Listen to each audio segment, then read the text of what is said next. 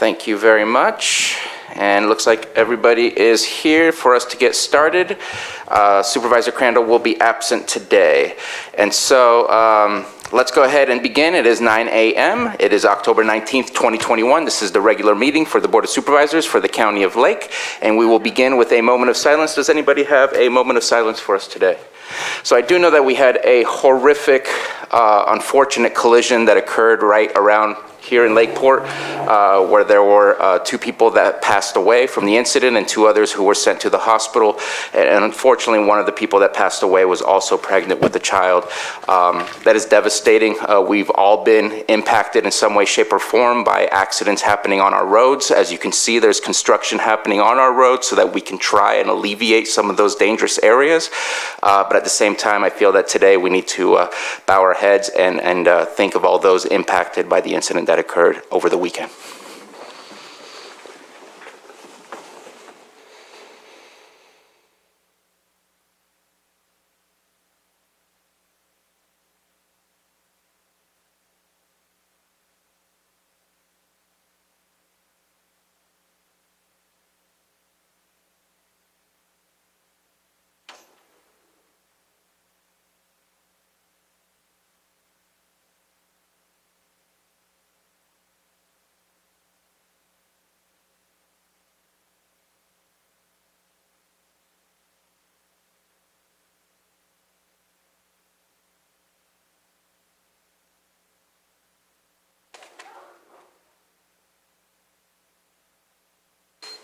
Supervisor Simon, if you would please lead us in the Pledge of Allegiance.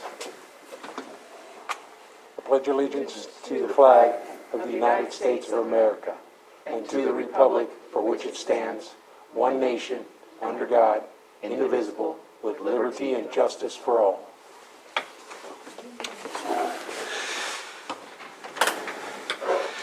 Thank you very much. And looking around the board members, any extra items to be added to today's agenda? And staff? Okay. So let's go ahead and move forward with the approval. I want to pull. I'm sorry, we're not on consent agenda, or we're not on public comment yet, so you can wait for that to happen. Now let's not have a side conversation, please. If you would listen, you would recognize that I'm opening up the consent agenda right now. I'm asking the board if they wish to pull items, and please speak up when it's time to speak up. Don't just yell. Would be appreciated. Any board members wish to pull items from the agenda? And so we are going to pull item 5.1 for further discussion, and I believe that is the only item on my list. Looking at staff, if there's anything else. Okay, and so let's go ahead and open up for the public. Any member of the public wish to pull an item for further discussion, please come up to the microphone.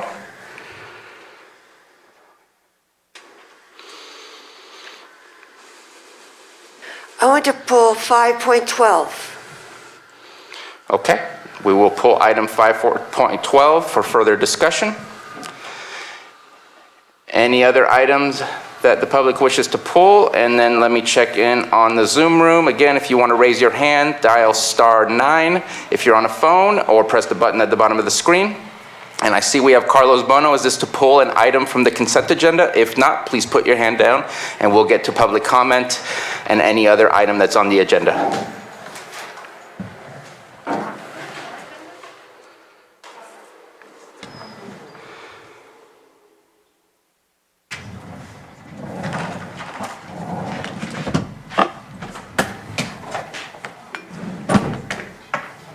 And Carlos Bono, if you could please either speak up or put your hand down for this specific item. If this is to pull an item from the consent agenda, then let us know which item you would like to pull.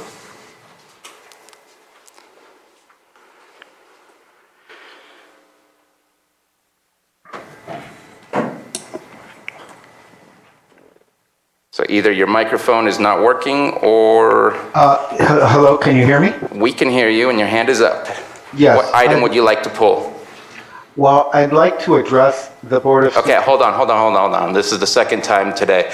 Let's get organized here. This is for the consent agenda. We will have public comment after this, and then we will go through each agenda item, and there will be public comment on each agenda item.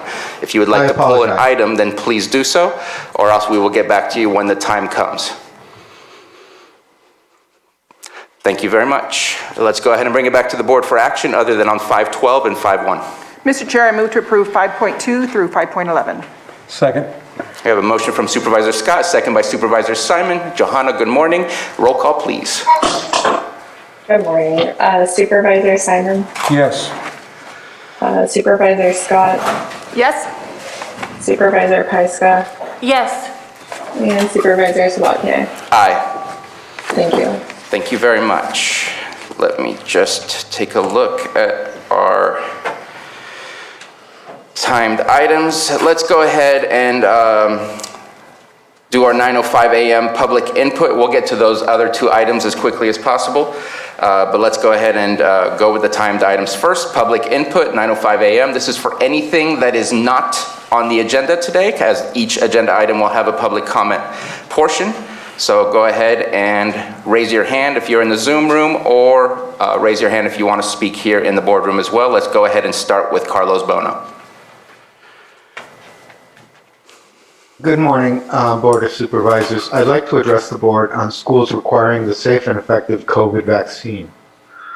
First, I'd like to indicate that the VAERS CDC data indicates 798,634 adverse COVID reactions, including 16,766 deaths and 89,923 reports of serious injury as of October 8, 2021. Last month, the FDA rejected Pfizer's bid to greenlight a third booster shot to people over 16 years of age by a vote of 16-2 on September 17th, but approved the third jab to those 65 and older. The panel cited insufficient data from incomplete clinical trials and the potential risk of heart inflammation, especially among young men. Despite a lack of FDA approval, the CDC continues to promote the third vaccine. I personally know at least 2 people, including my sister, whose severe adverse reactions have been reported to the VAERS database. So these experimental mRNA vaccines should not be misrepresented as safe. Panel member Steve Kirsch, Executive Director of the COVID-19 Early Treatment Fund, in his presentation at the FDA's Vaccine and Related Biological Products Advisory Committee, stated that the vaccine killed more people than it saved, effectively declaring the vaccines ineffective and highly dangerous. According to Kirsch, the vaccine has been responsible for over 150,000 deaths and 441 deaths per million doses. You can see his presentation on the FDA's YouTube channel at 4 hours and 20 minutes of the 8-hour presentation at Vaccines and Related Biological Products Advisory Committee on September 17th. According to Israeli Dr. Kobi Habib in a televised interview, he stated that 95% of seriously ill patients are fully vaccinated. Fully vaccinated people account for 85 to 90% of hospitalizations. We are opening more and more COVID branches. The effectiveness of vaccines is declining or disappearing. I presented this information to indicate that the vaccines are not only completely ineffective, but dangerous and life-threatening to many people, especially young people that are at minimal risk from COVID. Keep in mind that COVID was virtually non-existent in young people before the introduction of the so-called vaccine. Also, we enter the flu season. We will see antibody-dependent enhancement appear in vaccinated individuals, causing more deaths, which will be blamed on the unvaccinated. Anyone that has actively promoted this vaccine, especially medical professionals and others that have taken compensation from pharmaceutical companies to coerce, bribe, or otherwise force people to accept this experimental medical procedure without informed consent, will be held liable for crimes against humanity as the consequences of this insanity becomes irrefutable. Thank you. Thank you very much. Just to remind everybody, we do not have jurisdiction over school districts. I was letting the speakers speak just because we do have jurisdiction over public health, but just wanted to make sure and remind everybody that we cannot tell the school districts what to do. Just like yourselves, we can have conversations with them. Next one is phone 1113.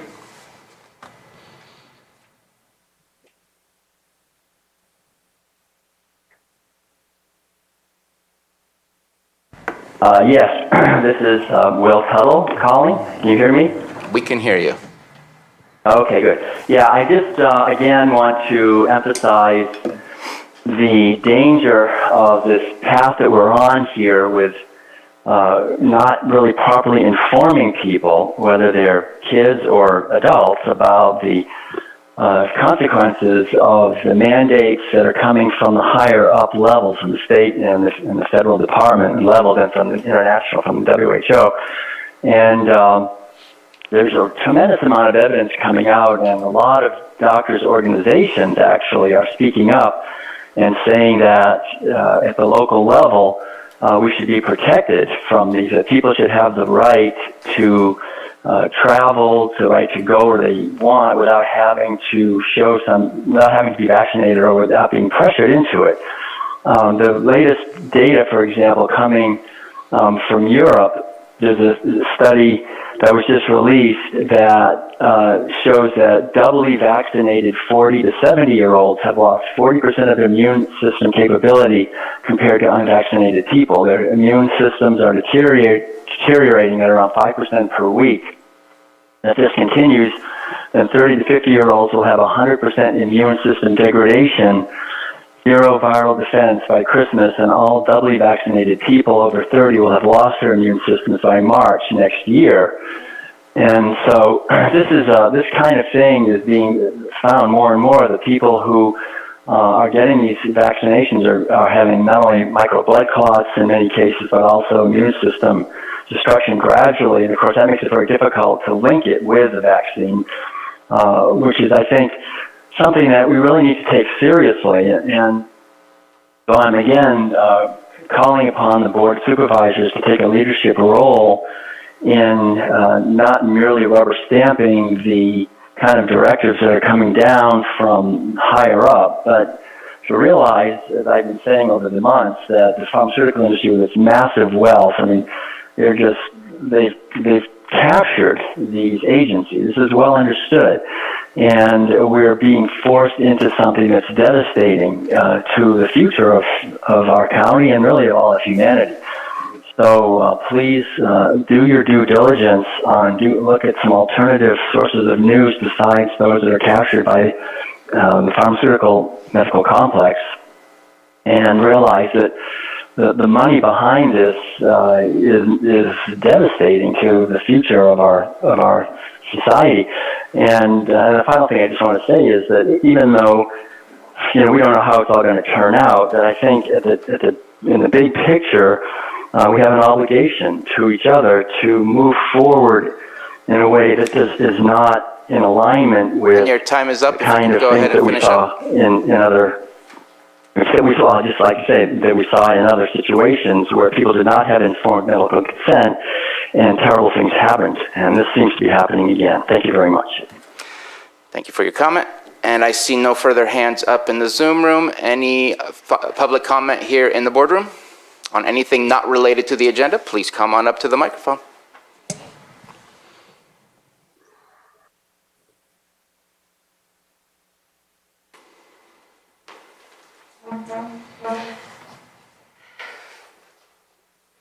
Good morning. My name is Siva Jeldmelli, and this is Simone Tapman, and this is my organizer, Luisa Acosta. And we just wanted to come here and thank you, gentlemen and ladies. We finally have our contract agreed upon, and we are very happy with it. And we just wanted to say thank you to each one and every one of you, because we know that's how it finally happened. So 5 years, but we've got it. Yay, thank you. You want to say anything? You want to say anything? No? No. You did it all for them. I'm the only one that talks. Thank you for that, and we are very well aware. we know you well. All right, and I believe that concludes our public comment session. Nope. If it's not related to any items on the agenda or anything that you pulled, this is public comment time.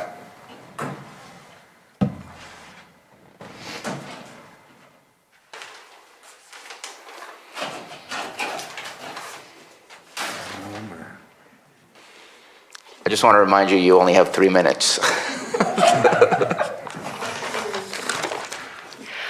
Joan Moss, I'm assuming that you're all going to read this article that I'm going to give to you. It's by the Press Democrat. Groups hotly debate forest thinning. You voted to have vegetation removal. And I hope this is an alternative opinion from Tahoe, from the people that experienced forest thinning. I hope you're going to read it. Secondly, I've been looking at the 2006 groundwater management plan. Maintain high groundwater levels to prevent geothermal water. What is geothermal water? I found this in your own document, Lake County Flood Control Groundwater Recharge Investigation Update. Water shortages during drought that impact agricultural production and local domestic water supplies. Deterioration of groundwater due to intrusion of geothermal water containing iron and boron. I've talked with the ladies upstairs. They didn't come up with a definition for geothermal water. This is your own definition for geothermal water. And a person told me unofficially that they have to take boron out of the drinking water at Big Valley. The third thing I want to talk about is the relationship of cyanobacteria and mercury. I have research I've found. Other people are not afraid to give me an answer. They are on the internet. This is a scientist. There is a relationship between cyanobacteria and mercury. And I hope you can read this and research, because our own EPA group cannot give me an answer. All they tell me is it's a good question. I question that they are hiding something, the EPA. I'm going to write to the state about that. I have it right here. I'll make sure to make copies and give it to you. Thank you. Thank you very Did I much. make it within 3 minutes? That was 3 minutes. I tried hard. And I also tried to speak slowly and distinctly so you can understand what I'm trying to say. Thank you. Thank you much. Let's go ahead and move forward to our 6.2906 AM item, introduction of John Harper, our new County Director for Mendocino and Lake County's UC Extension Program. And I see John has been with us since the beginning of the meeting. Good morning, John. Welcome to the team. And looking for that introduction, letting us know where you come from and who you are. Okay. Well, thank you, Supervisor. So, Chair, my work experience, I've been with the University of California in Mendocino and in Lake Counties as your livestock and natural resources advisor. I just celebrated my 30-year anniversary in September. This is not my first stint assuming the role of Lake County Department Head and County Director. I did this about almost 15 years ago. And so what has transpired is those of you who knew our 4-H youth advisor, Dr. Carmen Koch, she had an opportunity for her husband to relocate to the Sacramento area and chose to follow his career path. And so her last day was basically October 1st, and so she's no longer able to fill the role. I was county director for the academics, meaning from the university side, I was her direct supervisor, as well as Rachel, who of course is in emeritus status at this point, and the other program there from that university side. and Carmen had been filling the role of department head because, as you know, I do the same thing over here in Mendocino County. I'm the county director and department head within the county for the farm advisors in Mendocino. And the dovetailing of meetings, both of you guys are sometimes on the same schedules, and so it's very difficult to get the excellent representation. That said, now that she has left, I've agreed to assume that role again as department head and continue the role of county director. The good news, that's the bad news with her leaving, because now we have no youth advisor, but we do have, of course, our community education specialist, so our 4-H program will continue to go, and I'll have oversight on those, more direct supervision on those community education specialists, both in Mendocino and Lake County. So that's the sad news for us. We miss her. She was doing a great job, we believe, but we are happy that she is making this life change and stuff. So the other thing I'd like to just update you on is that thanks to Senator Laird at the state level, the University of California, and the first time that I can remember, we've got an influx of brand new money, which is going to allow us to replace advisor positions. You may have heard about this. It's $32 million that allows us to regroup. Advisor positions have been dwindling. All of us have had cross-county assignments, for example, over the last few years as money has been scarce at the state level for these positions. So to have this money come in, we're very, very excited and very thankful to the state for bringing in this extra money, which that's going to allow us to get 2 new positions. As you know, Glenn McGordy, who is the viticulture advisor for both Mendocino and Lake County, has now retired, and he's joined the ranks of Board of Supervisors. He's our first district supervisor over in Mendocino County. So his position's vacant, and of course Rachel, with her retirement, and even though she's continuing to do her programs right now, she'll be finishing up and will be joining the ranks of the full-time retired people eventually. And we have the opportunity now to, because of this influx of money, to actually hire a diversified agricultural advisor for Lake County that would be residing in Lake County and serving Mendocino as well.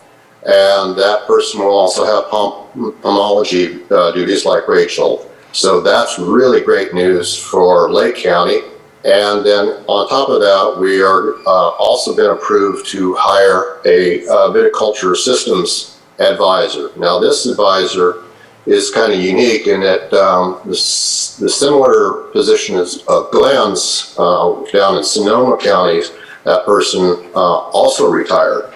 And so now to keep the coverage going, we're going to have that new person cover Mendocino, Lake, and Sonoma County viticulture. So that will be an interesting position. That position will be housed at the Hopland Research and Extension Center with the idea of reinvigorating their vineyard over there and being able to do more controlled experimentation in the wine grape area. So that's the really good news. On top of that, as county director, I will be able to submit 2 more positions for consideration. It's not a done deal when I submit those positions, one of which we're probably going to try to get a fire advisor that would cover Mendocino and Lake counties, just because of the devastating fires we've experienced over the years. We feel that expertise would be excellent. As I mentioned, I'm 30 years into my career, and down the road I expect to be retiring too, so I want to put in for my own position as a livestock natural resources advisor, so that continues to support the livestock industries in both Mendocino and Lake that are so prevalent. So that's something I'm hoping to do. Now, the way positions get put into our system, there's also what we call program teams or work groups, that, as well as the Research and Extension Center directors can submit positions.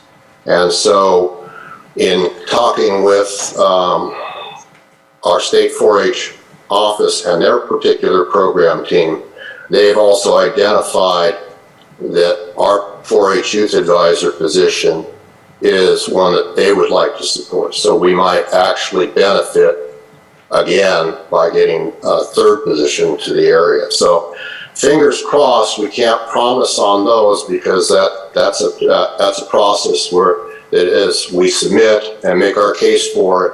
And of course, those of you who are interested in these positions can certainly support by letter writing to our administration in support of these future positions. But I can't guarantee them at this point. With that, I'd like to entertain any questions you might have of me or our programs in general. Thank you very much, John. I apologize for the introduction. My interaction with UC Extension has been minimal based on my needs to work with other departments for the things that I've been focusing on. Appreciate your many, many years of service here in Lake County, also as well in Mendocino, and looking forward to bolstering your team with those extra positions that would be available, and happy to support that in any way that we can as well. And we'd have a comment or question from Supervisor Pyska.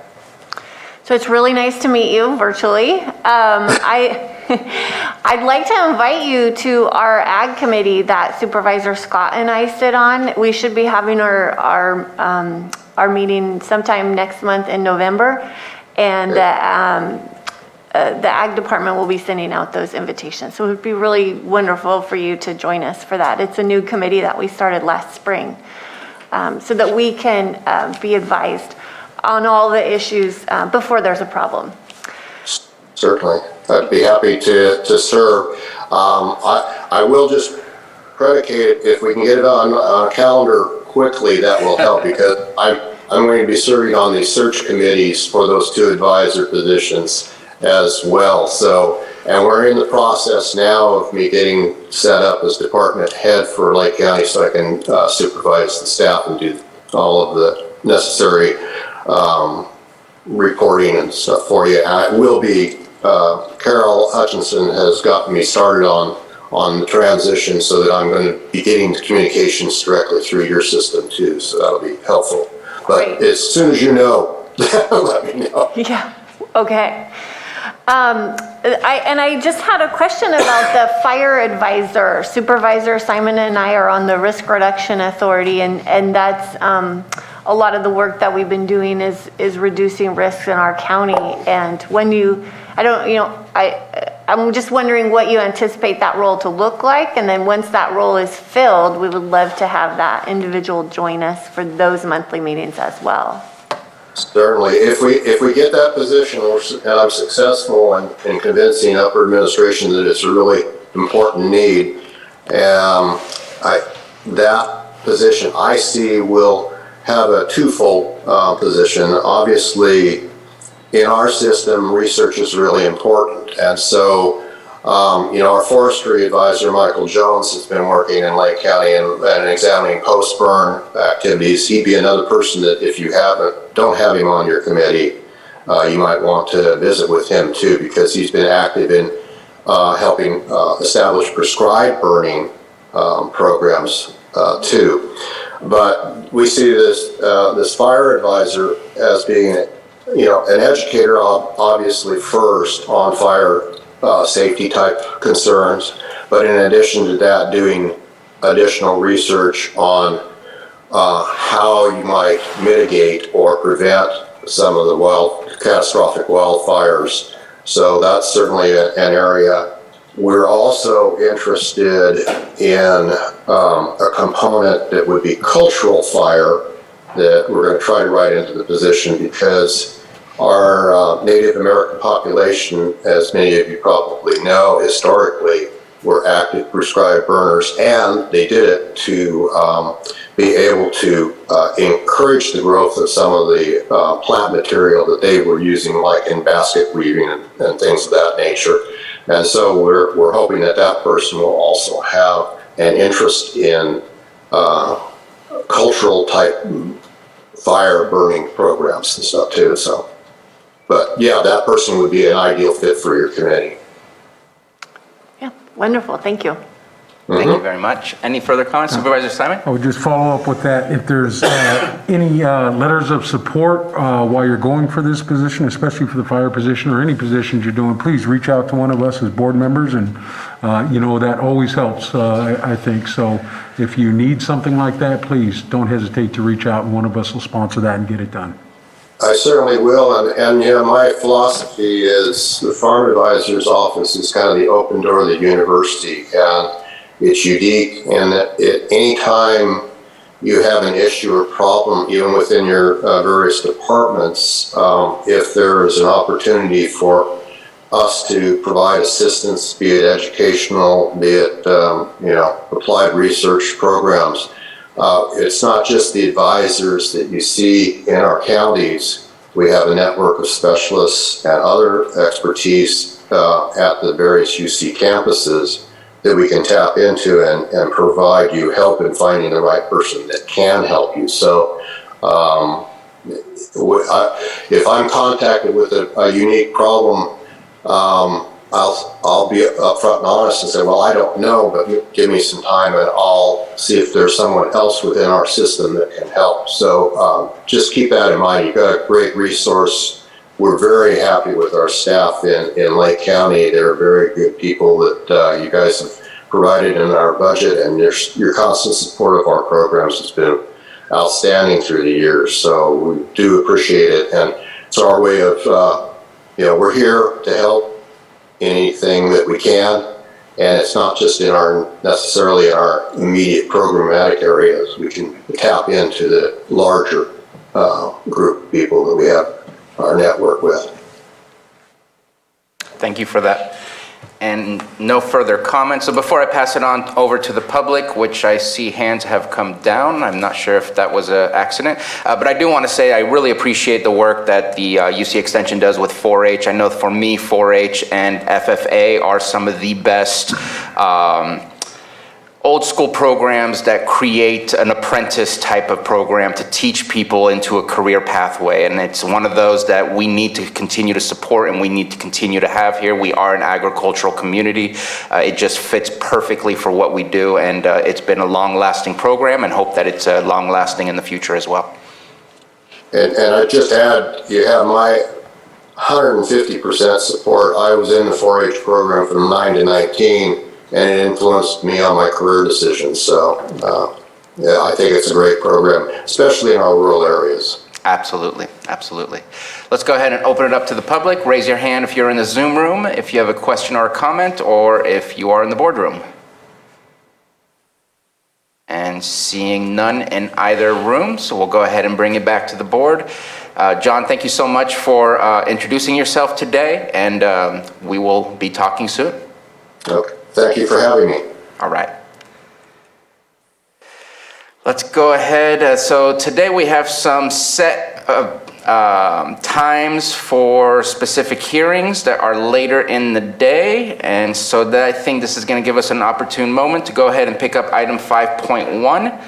5.1, it's a long one, so bear with me. A, rescind action taken on October 5th, 2021 under extra agenda item 4.3. B, to adopt resolution amending resolution number 2021-116 establishing position allocations for fiscal year 2021-22, budget unit number 4012, Health Services Administration, and reestablishing the Deputy Health Services Director as a county classification. And B, rescind action taken on October 5th, 2021 under extra agenda item 4.3C to appoint Jennifer Baker to interim Deputy Health Services Director effective October 6, 2021. And C, rescind action taken on October 5th, 2021 under extra agenda item 4.4 to appoint CAO Carol Hutchinson 2, interim health services director, and D, appoint CAO Carol Hutchinson to interim health services director, and E, adopt resolution amending resolution number 2021-116, establishing position allocations for fiscal year 2021-22, budget unit number 4012, health services administration, and reestablishing the deputy health services director as a county classification, and F, appoint Jennifer Baker to interim deputy health services director effective October 6, 2021. And just for a brief explanation of all this was rescinding something and then re-adding the same things again to make it clear and obvious for this meeting. I'm going to pass it on to CAO Hutchinson. Thank you, Mr. Chair. So happy to explain. I don't know if your microphone is on or not. Are you picking me up? Okay. Okay, let me pull it closer. There isn't a lot more to explain other than what is in the cover memo, but as your board recalls, on October 5th, you took action to consider extra agenda items, and it was very late in the day. Your board came out of closed session at approximately 5:15 p.m., and you announced action that you had taken in closed session, and as a result of that action, you needed to take up some additional extra items.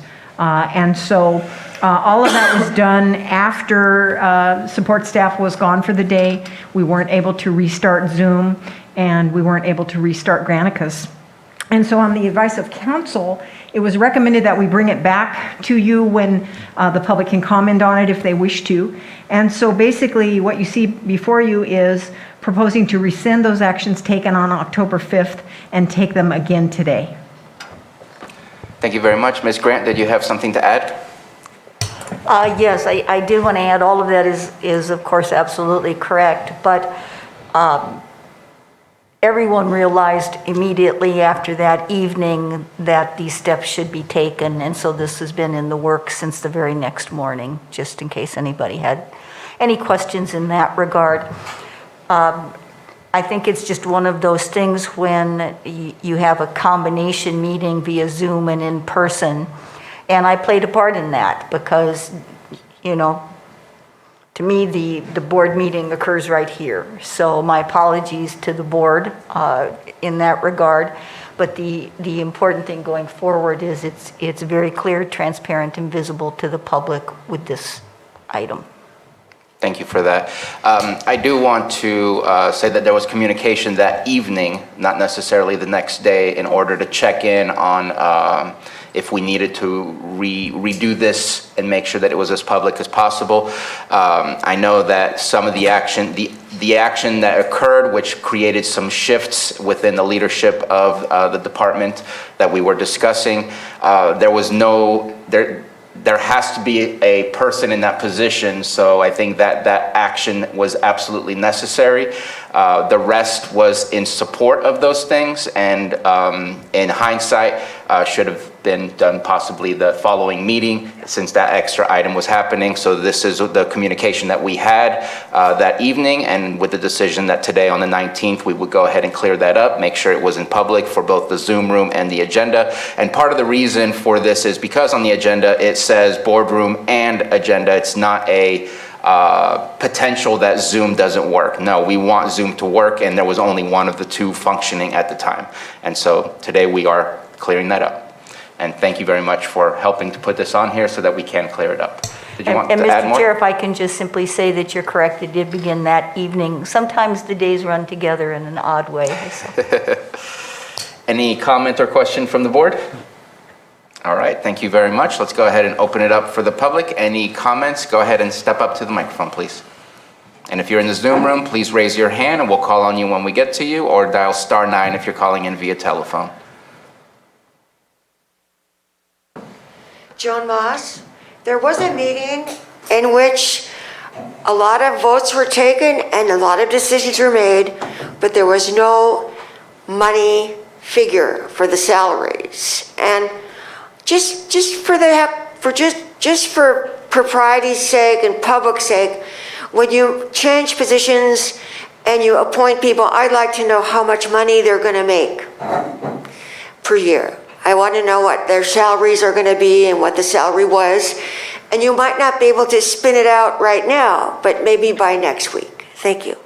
So I do know for the position that we created that does create that rate of pay. I couldn't say it right off the top of my head, and I'm sure that that information can be provided. Yeah, there are really 2 points in this agenda packet that address the concerns of the speaker.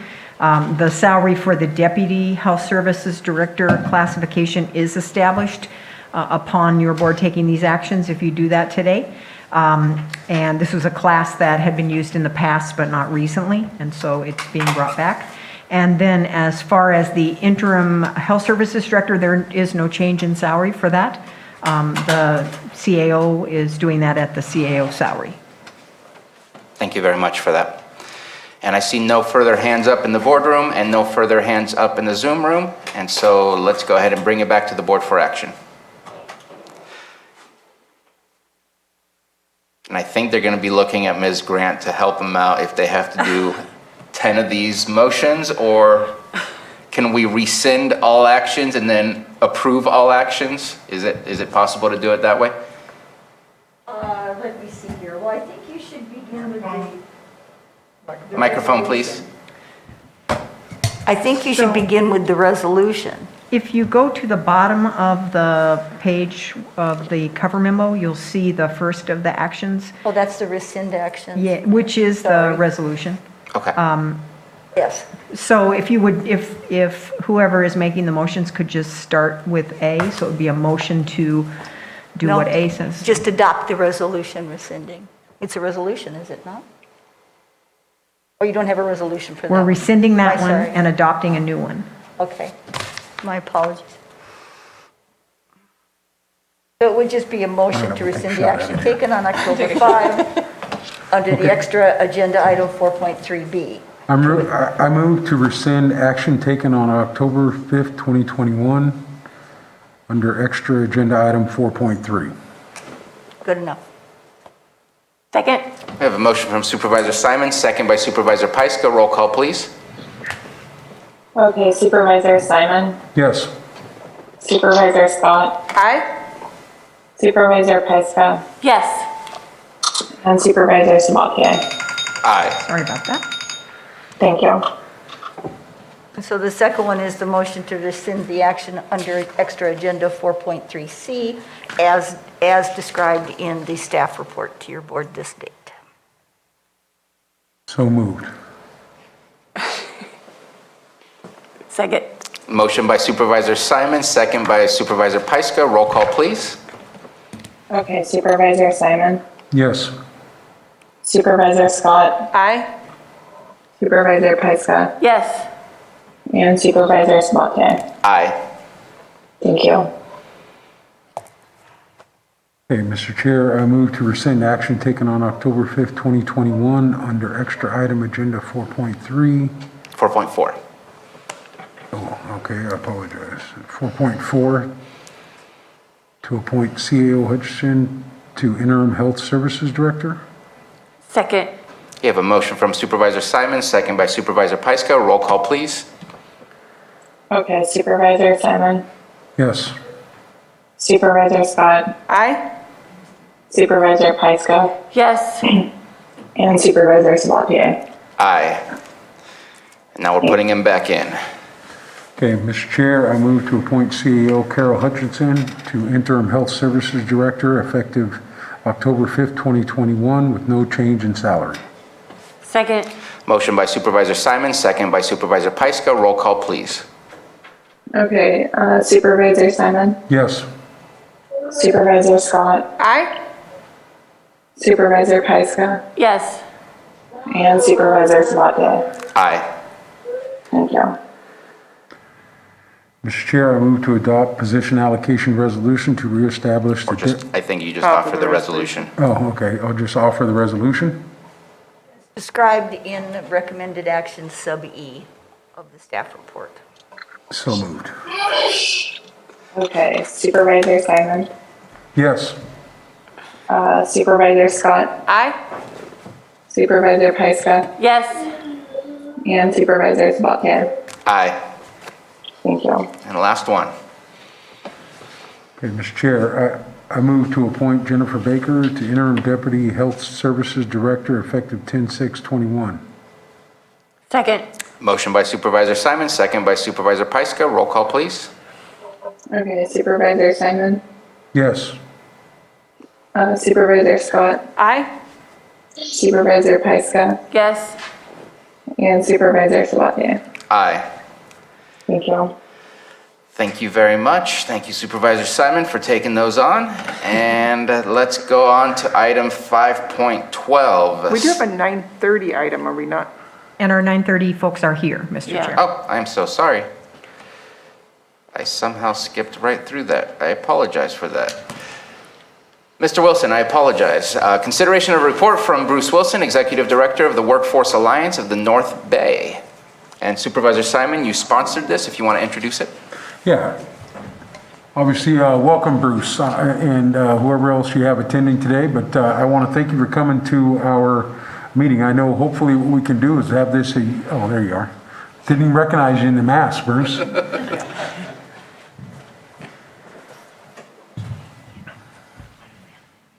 Pardon me? Matthew is going to advance the slides when you're ready. So he's got them up. Thank you. So once again, welcome. I appreciate you being here. Obviously, the Workforce Alliance in North Bay, myself and Supervisor Pyska, set on the executive board. Since I've come on in my entire term, I replaced Jim Comstock, and I've been on the board, and I've seen the transition that we've gone through at the Workforce Alliance in North Bay. So, Bruce, welcome. I know last year we moved to, in the years have gone by, but I'm pretty sure it was last year, we moved to bring you on as the executive director to work in those counties. The 4-county partnership that we have with the Workforce Alliance in North Bay, and I appreciate you being here today to go over the great work that's being done. And I want to thank you also for attending the Lake County Risk Reduction Authority meeting yesterday and talk about the collaboration efforts in potentially building a new economy and opportunities for folks here in Lake County through the fire risk reduction, the work that's being done by all agencies. So, welcome.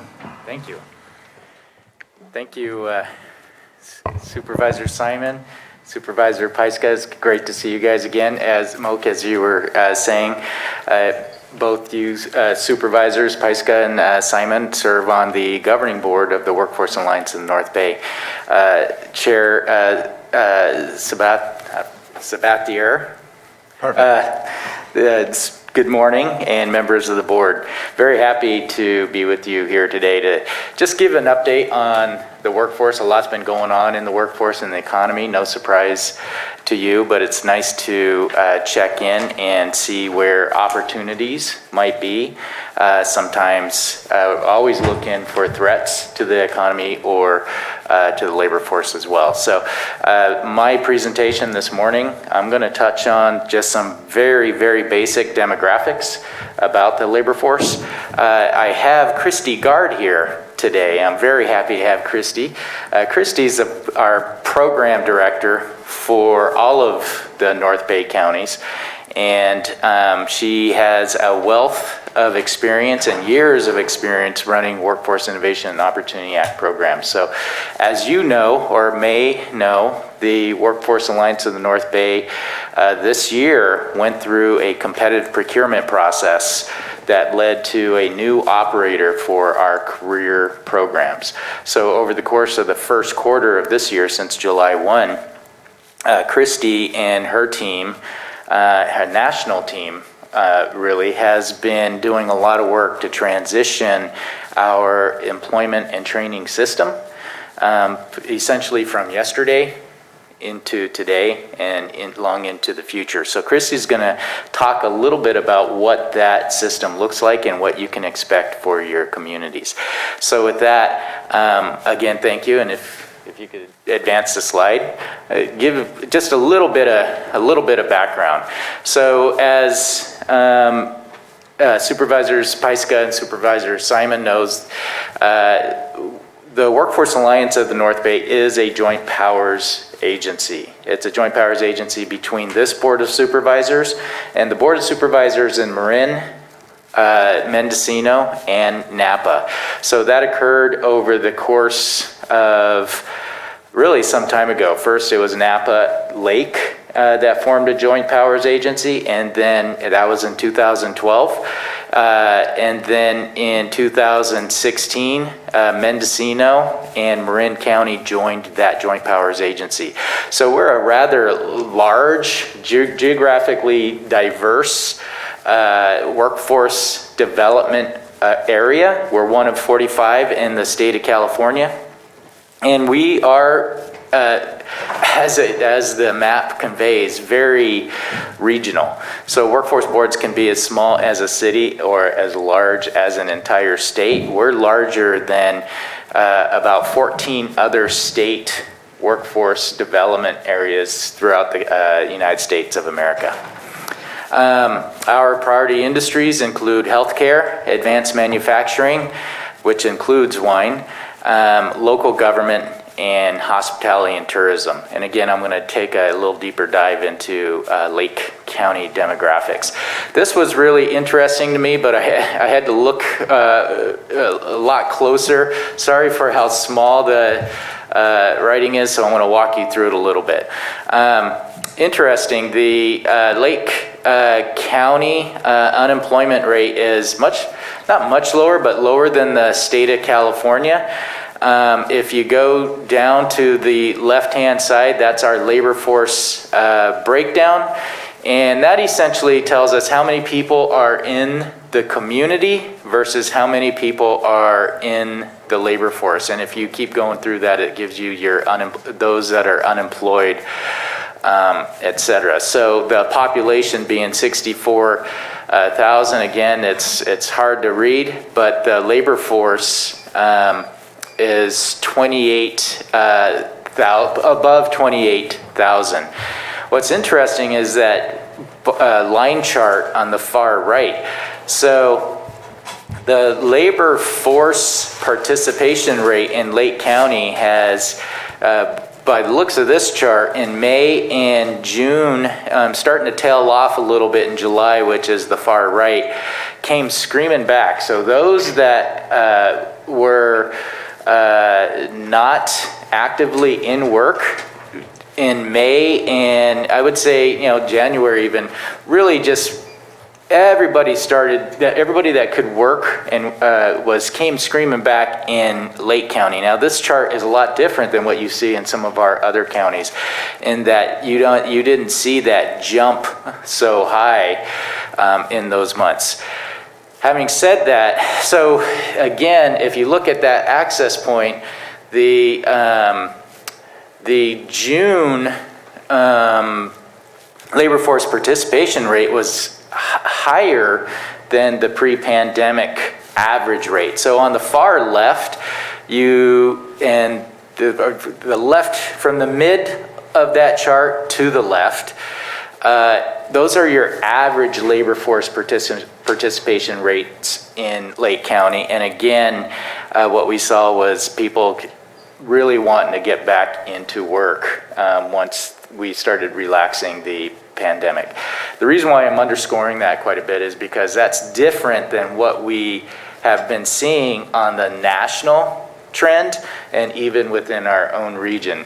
There's a lot of people that are getting out of the labor force across, and you're probably reading quite a bit about this, where people are resigning en masse. And when the benefits came back in September, a lot of people expected this to happen. When the unemployment benefits ended in September, a lot of people expected this to happen, and it didn't happen across the United States. So if you could advance the slide, please. Educational attainment. The reason why I wanted to highlight this is because this is where our career and training systems really have an opportunity to make a great deal of impact. It doesn't matter whether it's in a Workforce Alliance or career pathway training system. It could be the TERRA program that we heard about yesterday at the meeting that Supervisor Simon spoke to. Any kind of employment training system, it's all about upskilling your workforce. So on the bar chart on the left, you have the percent of your population that has no formal education, and then working on down, the high school degree or equivalent, and then some level of college. Well, those three areas are areas where folks can come into our program. We are specifically here in these communities to upskill folks and give them the assets and skill sets they need to be successful in the labor market. So all of our employers need skill sets and need people to, anything from soft skills to technical skills in order these folks to be successful and then actually move up into their career pathways. So we invest in not just a job that doesn't have a career pathway, but jobs like construction and healthcare and information technology where we can keep working with somebody, keep upskilling them, and keep moving them up their career ladder.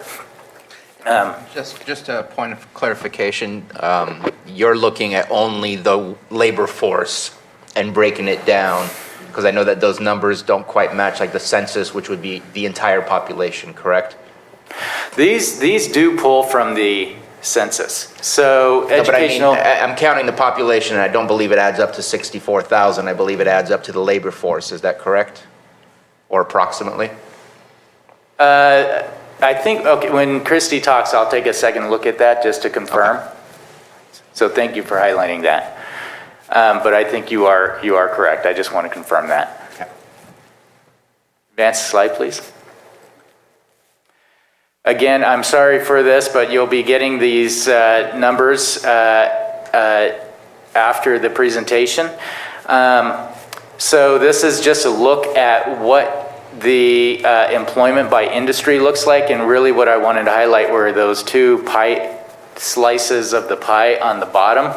The brown represents government at about 21% of all jobs in Lake County. So certainly that's an area where we're going to be paying attention because those are where job opportunities exist. Healthcare and social assistance at 26%. So that's anything from home health aides to licensed vocational nurses to RNs to psych techs to phlebotomists, et cetera, et cetera. And then you have a whole bunch of different smaller slices of the pie, if you will. Retail trade is a big part of that, and you can see on the right construction as well.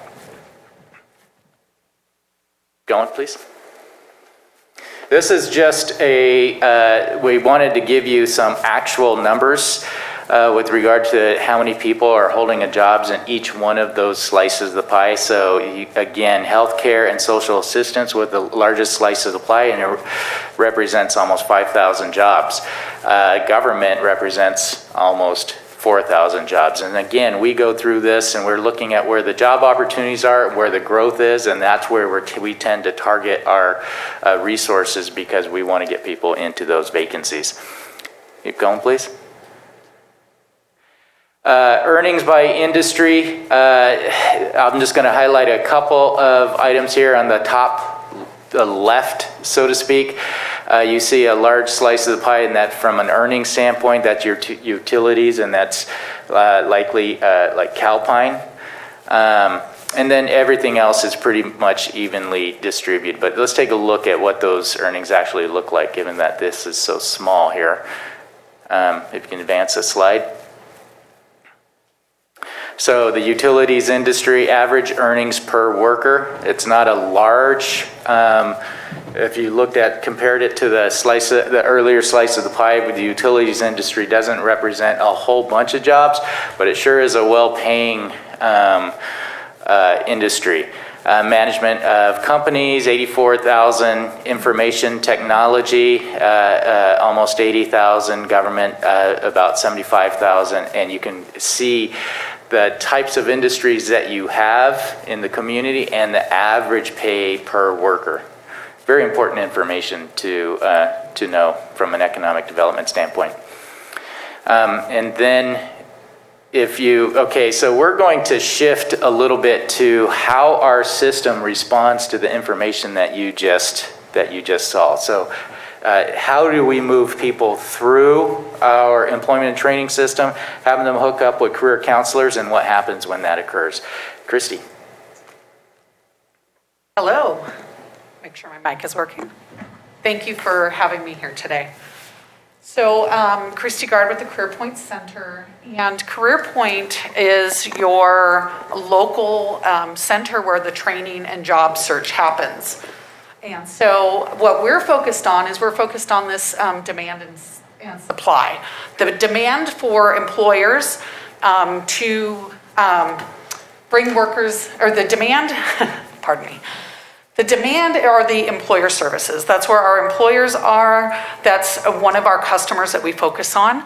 Because if we don't have the employers in the system, then we cannot help people get jobs. So you can see in this delivery model, it's designed to match the job seeker up with the demand in the employer's market.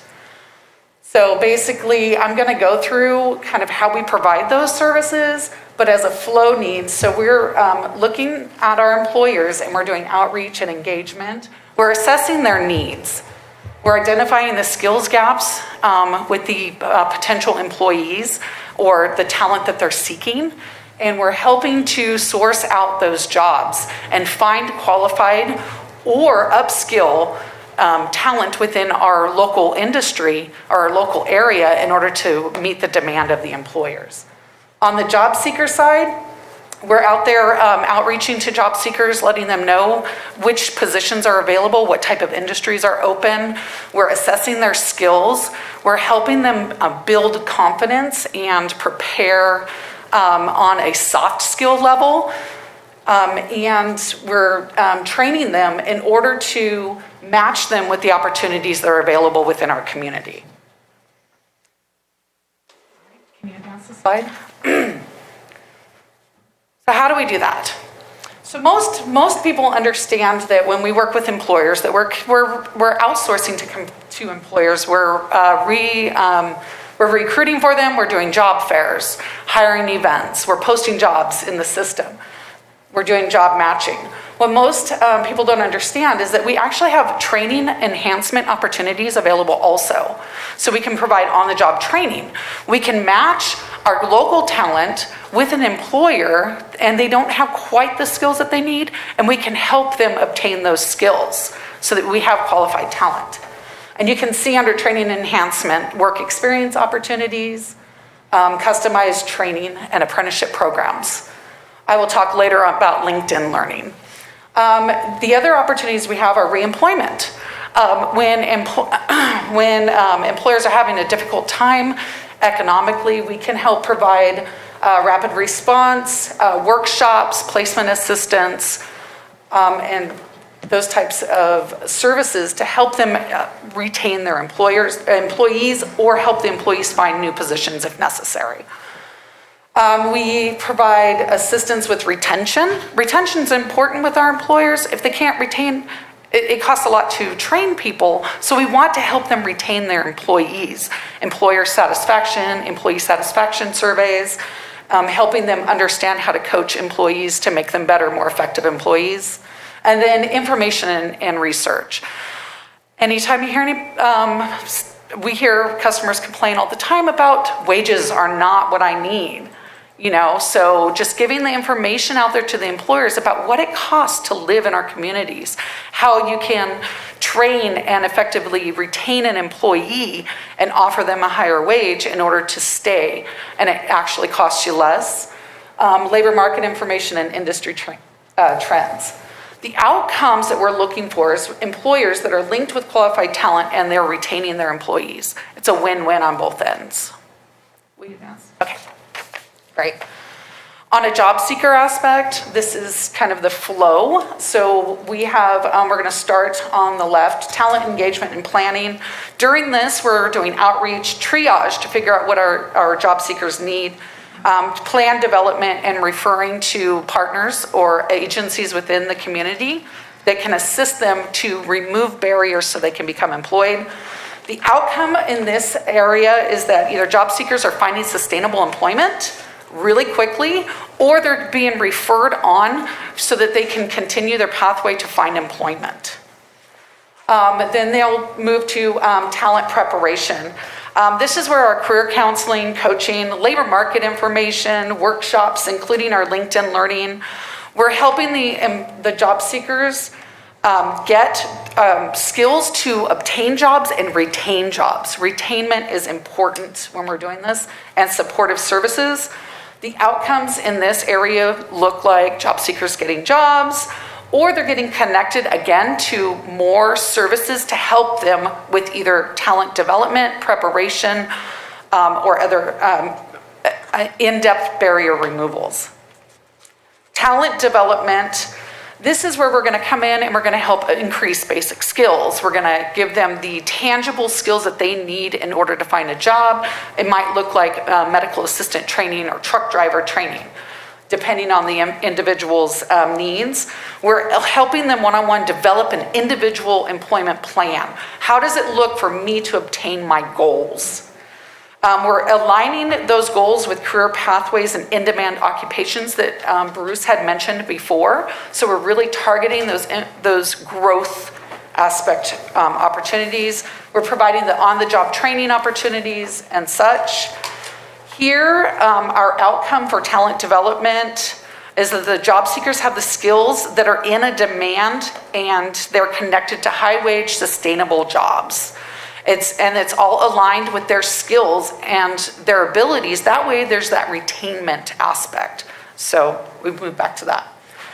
Talent placement and retention, very important. And you notice through this, you can actually move through either all four of these areas or the three latter areas at any time during the process of going through our programs. But the most important is talent placement and retention. We're doing the job matching. We're assisting with hiring events. We're helping target their resumes, fine-tuning their resumes, interviewing preparation, and most importantly, we're following up once they obtain employment, we're following up with our customers for 12 months to make sure that they have the support that they need in order to be successful and continue with the jobs. So our ultimate outcome is that the job seekers are employed, they're earning a livable wage, they're retaining employment, and we're matching them up with the correct job and employer within the community. Okay. How do we bring our youth into this aspect? So WIOA has a youth program. You will notice it within your communities as Bright Futures. So the young adults, since they do have different needs, through our Design Your Future program, it's an evidence-informed job readiness curriculum that guides our young adults through self-assessment and career research and employment, which integrates also the 14 WIOA elements, and we can get into that later. I can send you information. But basically, it's to prepare the young adults for success. Some of the services that young adults differ from our older population is mentorship, work experience, and those types of services. Next slide, please.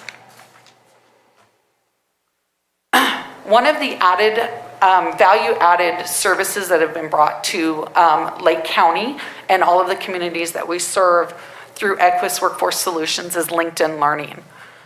LinkedIn Learning is, they have over 10,000 different workshops, starting with your basic skills through tangible skills such as website development, information about different pathways. And this is all available to anybody who accesses our center or who is interested in LinkedIn Learning, and it's at no cost to our anybody in our system. So it's a very valuable tool that had been brought in. Thank you. How are we delivering these services? This is exciting, very exciting. Most individuals know where the CareerPoint Center is, but right there on 55 First Street. I had the pleasure of walking up from there today. That is what we call the Americans Job Center of California. That's our main hub where we have all of the different partners for WIOA. Job seekers can come in and look for work and employment and receive services. But we're also using so we call that the hub. We're also using a spoke model, and you'll see all the different spokes. And the idea around this is that we have multiple access points throughout the county. So for example, How effective are we at serving Clear Lake if we're in Lakeport? It's difficult with the transportation. So I have staff stationed in Clear Lake at Woodland College 4 to 5 days a week so that they can provide all of these services to individuals there without them having to transport. So we also can provide services. One of the benefits of COVID and this pandemic is that we learned how to do virtual services really well. So we offer virtual services and 24-hour services via workshops that have been recorded and such.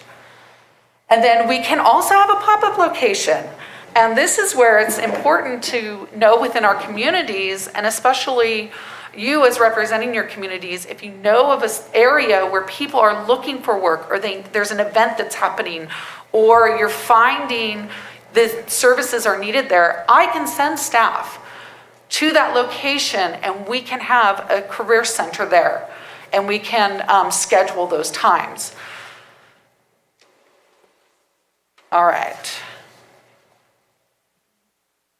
So the outcome, hub and spoke model, I put it on there, is greater access to WIOA services and employment for job seekers and employers. All right, next slide. How do you contact us? There's our information.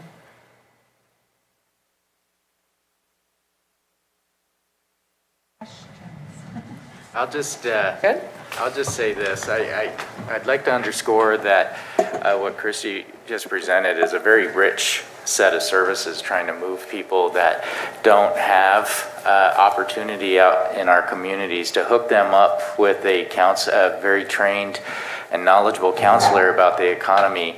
And we put them on an employment plan, just like when somebody goes through the K through 12 system, educational system, they get put on an educational plan.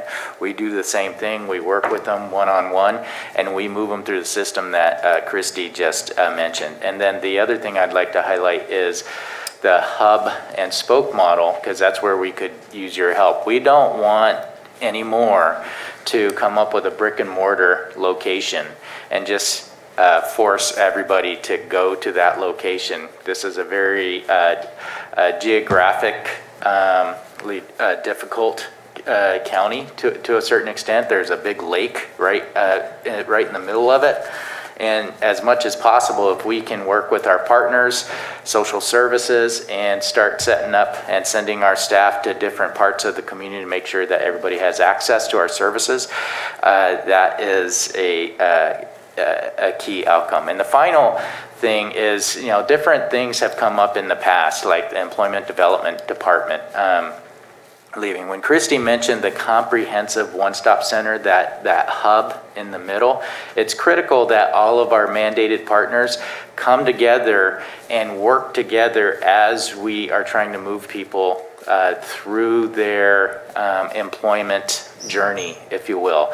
The employment journey is just too large and too vast and complex to just depend on one program, if you will, WIOA in this case, to handle everything. All the partners come together, they leverage their resources to collectively provide a career center and to collectively provide the services that everybody might need in order to move through their journey. Because that's where we can co-enroll and really leverage the public dollar for ultimate positive outcomes. And with that, we'll take any questions. Thank you very much for your presentation. Supervisor Scott? I don't have any questions. Just want to thank you for your presentation, and also thank you for realizing that we have to go where the people are, that we can't just have a brick and mortar place and expect them to show up there, that we have to be out in our community, and we do have an issue with the fact that we have this big lake in the middle of everything, and transportation is hard here in Lake County. So just thank you for adding that to your program. Supervisor Pyska? So Bruce and I were having a conversation earlier, was it earlier this week? Yes. Or was it last week? I can't even remember. We are having critical shortages in certain sectors. He organized a meeting with Supervisor Simon and I earlier in the spring about hospitality. And you know about our need for more fuels crews to be developed, but we also have a shortage in childcare providers. We have a lot of Right. communities that sector has just disappeared. It was struggling through the fires, but now we're at a place where we have many, many communities without any providers. So we were talking about this and doing some brainstorming. And then we started talking about the ARPA funds and how we could strategically use those to build in systematic change. And so I was wondering if you could speak about that for a minute.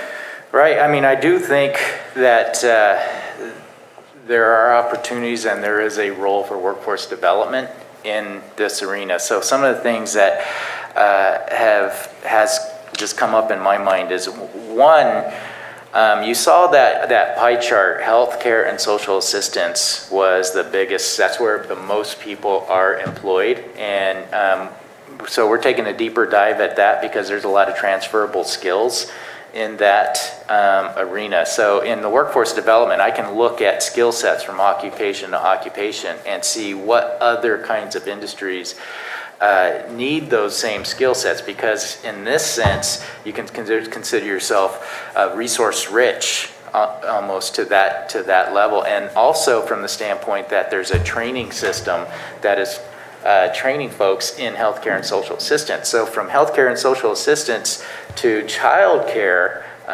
there are likely a lot of transferable skill sets. So that could be an opportunity. Number two is that, when you look at the livable wage for different occupations, what we do know is that home-based childcare, and if you get the amount of children to take care of under the parameters that you're allowed to, it's a very appealing wage. So there's opportunity to train people on entrepreneurial skills coupled with the technical skills they need to take care of children, and then you can expand the child care slots potentially. So those are roles that we could potentially play a role in with our system. As you mentioned, I believe deeply in the Workforce Innovation and Opportunity Act system. I see it work time and time and time again. What we do matters. The problem with it is we only have so many slots because we've actually been funded less through the years from the Department of Labor. So that cuts our ability to have a larger impact, increased bandwidth. So that's where ARPA funds could be helpful, is allowing us to use our system to expand the bandwidth, if you will, for any industry, but in this case, childcare. So those were just some ideas that had come to my mind. I mean, it's doable though. So Supervisor Sabatier and I are on the committee that are combing through all the ARPA fund requests. And it would be great if we could have a suggestion from you on how we could invest in workforce development with that avenue. Conversation to be had for sure. Just to add to that, a lot of people wonder if people just are choosing not to go back to work. There's 21 local daycare providers that are no longer active in our communities. That's a lot of children that have no place to go at this moment in time because we have not refilled that with new daycare facilities. So there's so much more than what's so obvious to us. There's some very underlying issues that have still not been dealt with and fixed. I appreciate the fact that you mentioned the colleges. I think that's probably your opportune place to get to people who really are motivated already to want to start a career, to get involved in the workforce. And so I hope that relationship is getting stronger and is continues continuously building to create a better platform for those students to access your services, because that to me is the easiest way to get some good numbers. But speaking of numbers, I'm hoping that it's possible maybe that you can provide some numbers of how many people have approached Workforce Alliance, how many people have been connected with careers. Right. Those numbers would be really useful to kind of understand what works, what doesn't work, and what should we be focusing on for development processes, and what we could possibly fund to help make sure it gets more robust action in our community. Right. Absolutely. I'd be happy to provide that. We do track it on a regular basis. And honestly, because of the pandemic was a significant disruptor in everything, right? It closed down systems, and we had to go to remote service delivery. So knowing how many people are able to access that is something that we're very concerned about. So, but we do have those numbers, and I'll get them to you. I think everything from 2020 and 2021 Right. will come with an asterisk.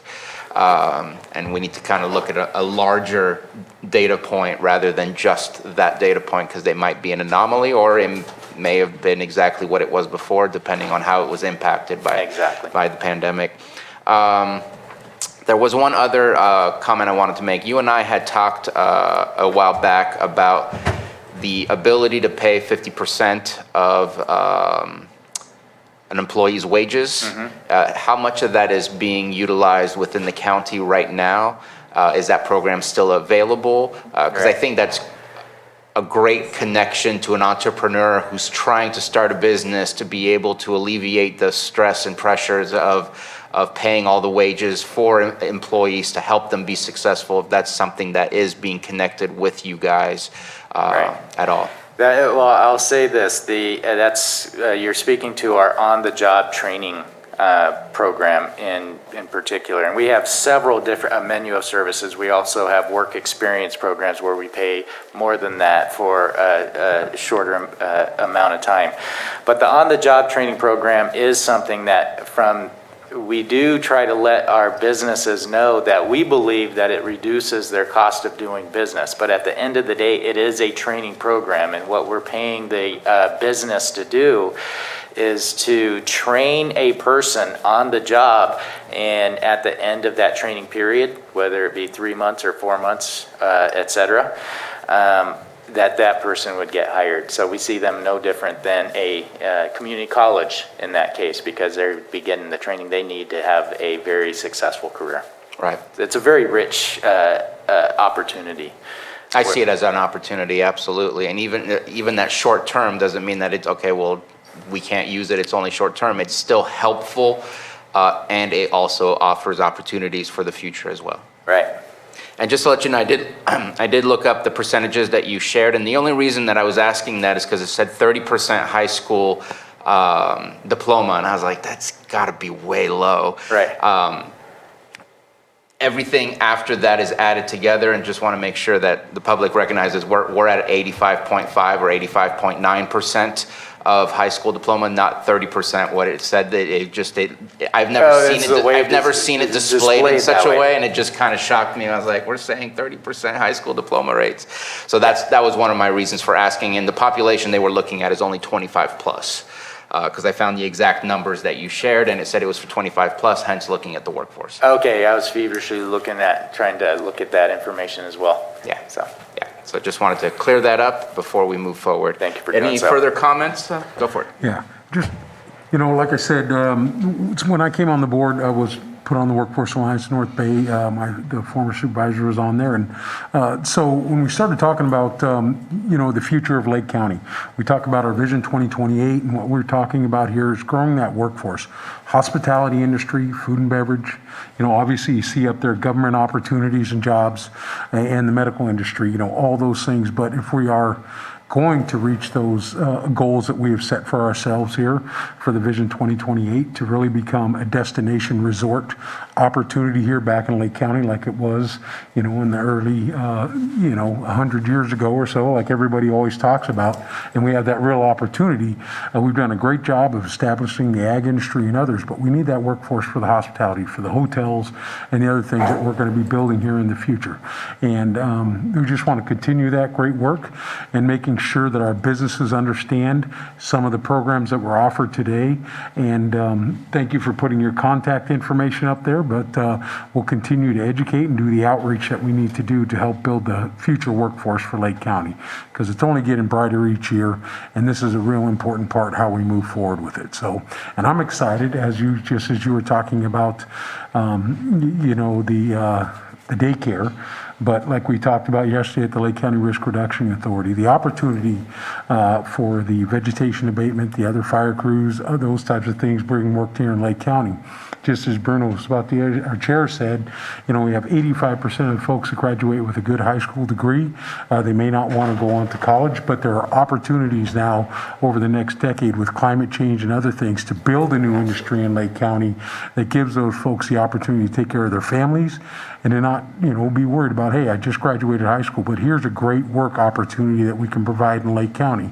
And we always talk about that with the great outdoors and opportunities we have here to really solidify that other side of the folks, like I said, that aren't going to go on to college, but are great workers and great employees that we know will get up every day and do something that'll benefit their community. So I'm excited about those opportunities, tying those things together. So thank you very much. So I would like to say we are having a hospitality hiring event in 2 days, Thursday, October 21st, from 12 to 4 at Canocti Vista Casino. Excellent. So we have 11 employers currently signed up, and we're looking forward to people coming in and finding employment in the hospitality industry. Yeah, and let's hope we get that transition we're going, because I know what we've seen a lot is the employers there, but not the employees. So hopefully today's announcement and things that have changed recently, that we get that workforce out there for the folks and really get in contact with them. And we're looking and talking about all types of different strategies. Where's that workforce at? We talked about even reaching out to the food banks that happen here in Lake County, folks that are going in for the food banks and, hey, here's career opportunities or changes.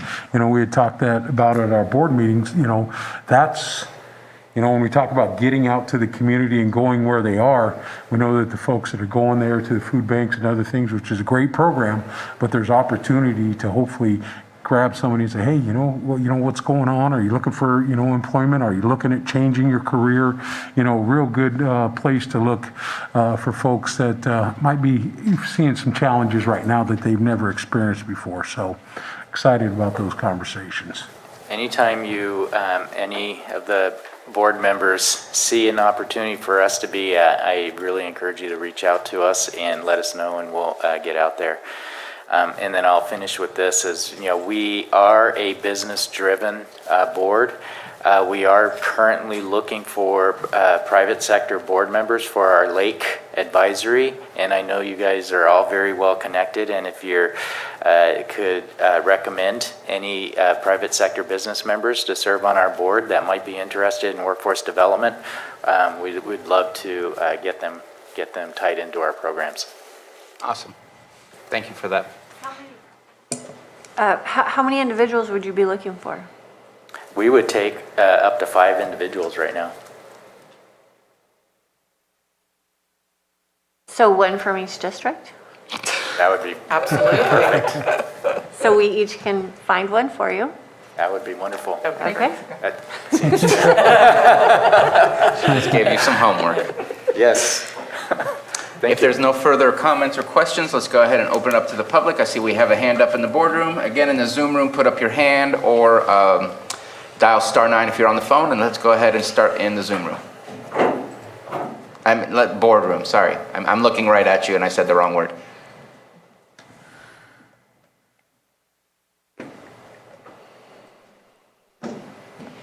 I have been one of your clients.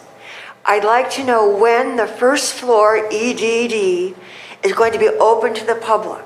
There are about 7 or 8 computers, and people look for jobs there. It was very active when it was open to the public. Is there a chance that it's going to be open to the public in the near future? Yes, we are. Thank you for that question. We are very aggressive right now. We have hired a one-stop manager that's specifically working with all of the partners. The challenge is that each of the partners that we mentioned, you just mentioned one, EDD, which is a state agency. We have 3 departments in one, Right, and Field workers come to get jobs and.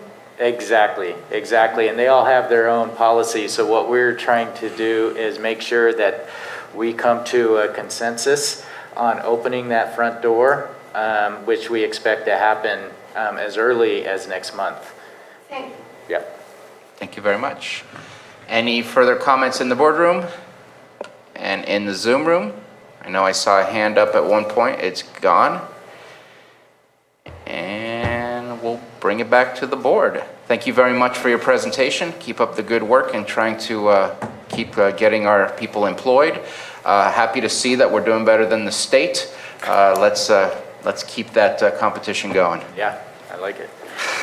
Bruce, would you mind sending us an email that kind of would outline what a advisory board member, what that role would look A job like and what the description. time commitment is? Yeah, absolutely. Great, thank you. Thank you. Thank you for that.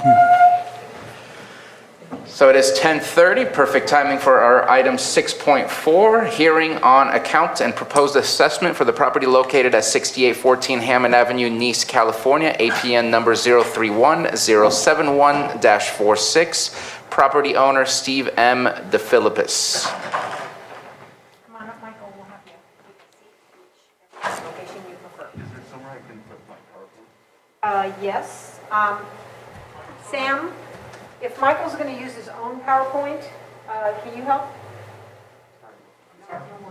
He's got a USB wanting to put up a PowerPoint. If you can help him out, please.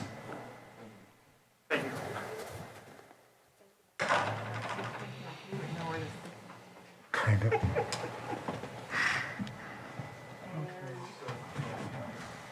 Should be memo to the board. Which one is it? It's the second one. Yeah. And then the very top one.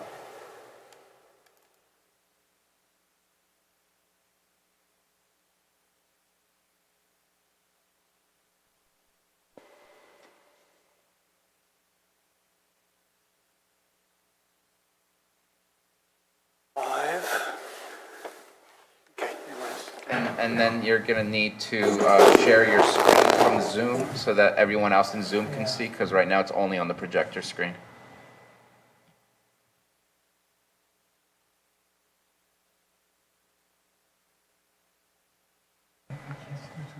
Yeah, it's the one on the bottom of the screen. I got it. Got that one. Perfect. Now everybody can see it.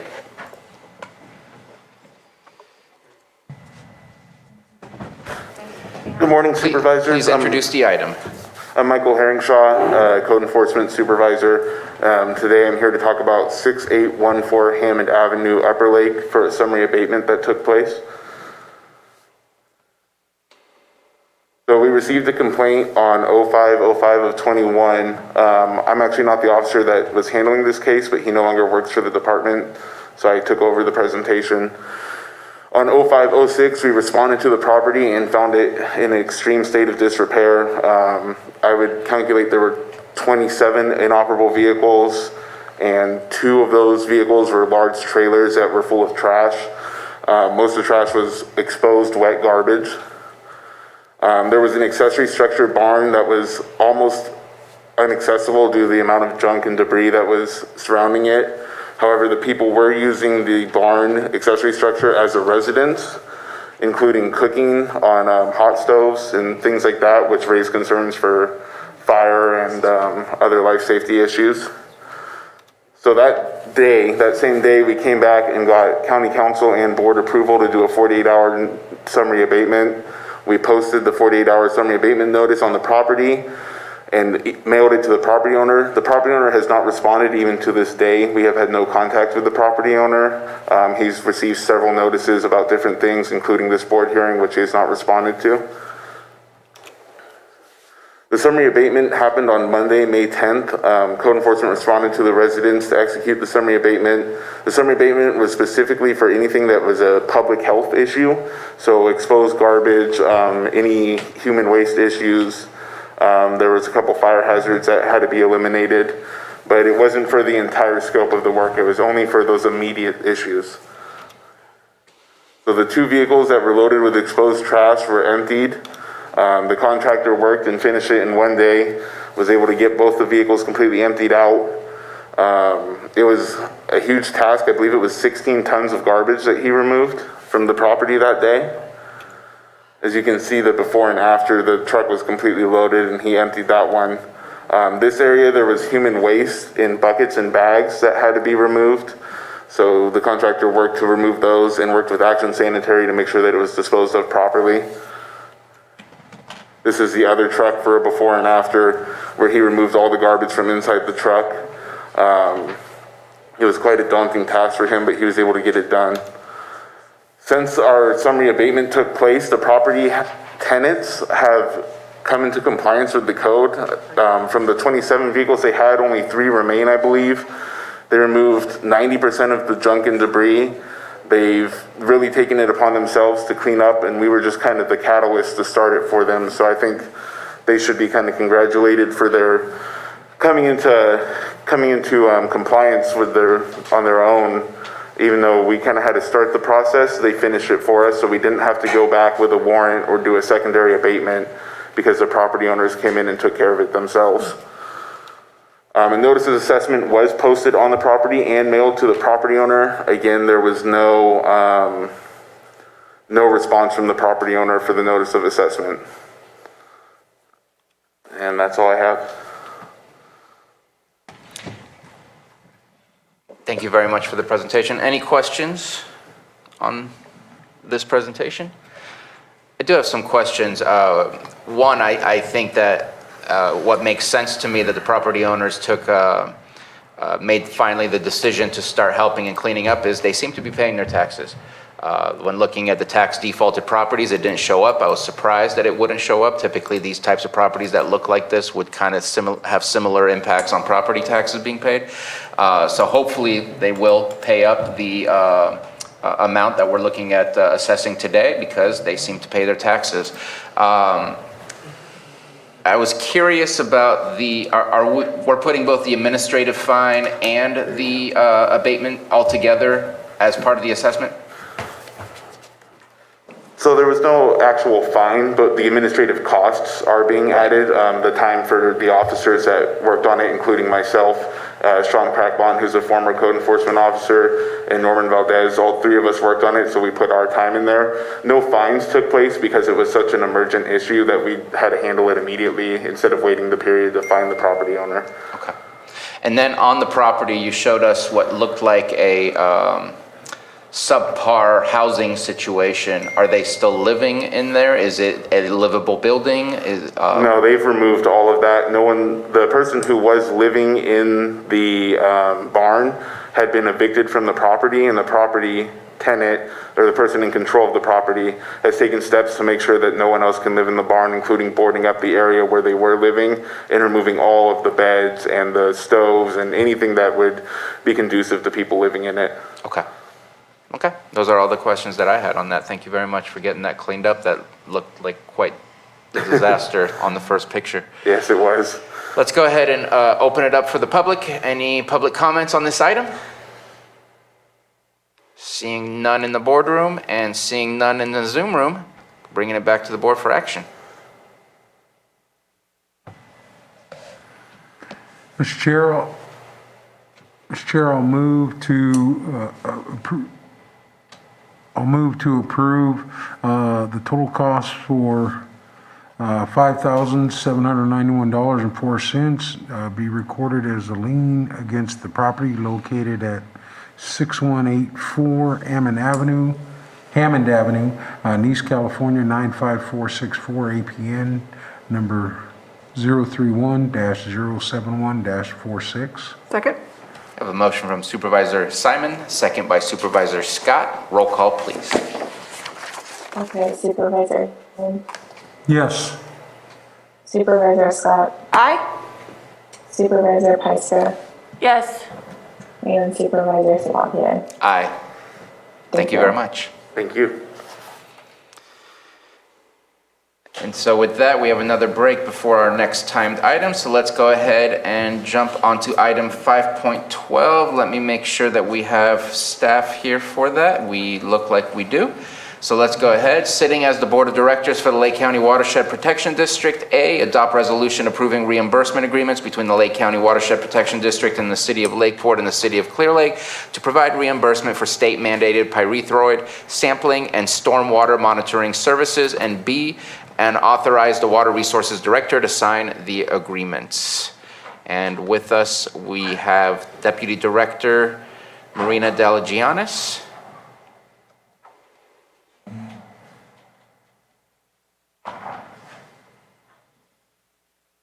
Maybe we weren't ready.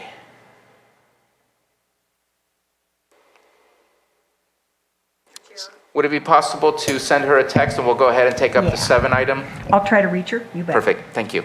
So I apologize for that. We're gonna put that one on hold until further notice. We're gonna go ahead and take up item 7.2, consideration of appointment of county supervisor as alternate to the Lake County Audit Committee.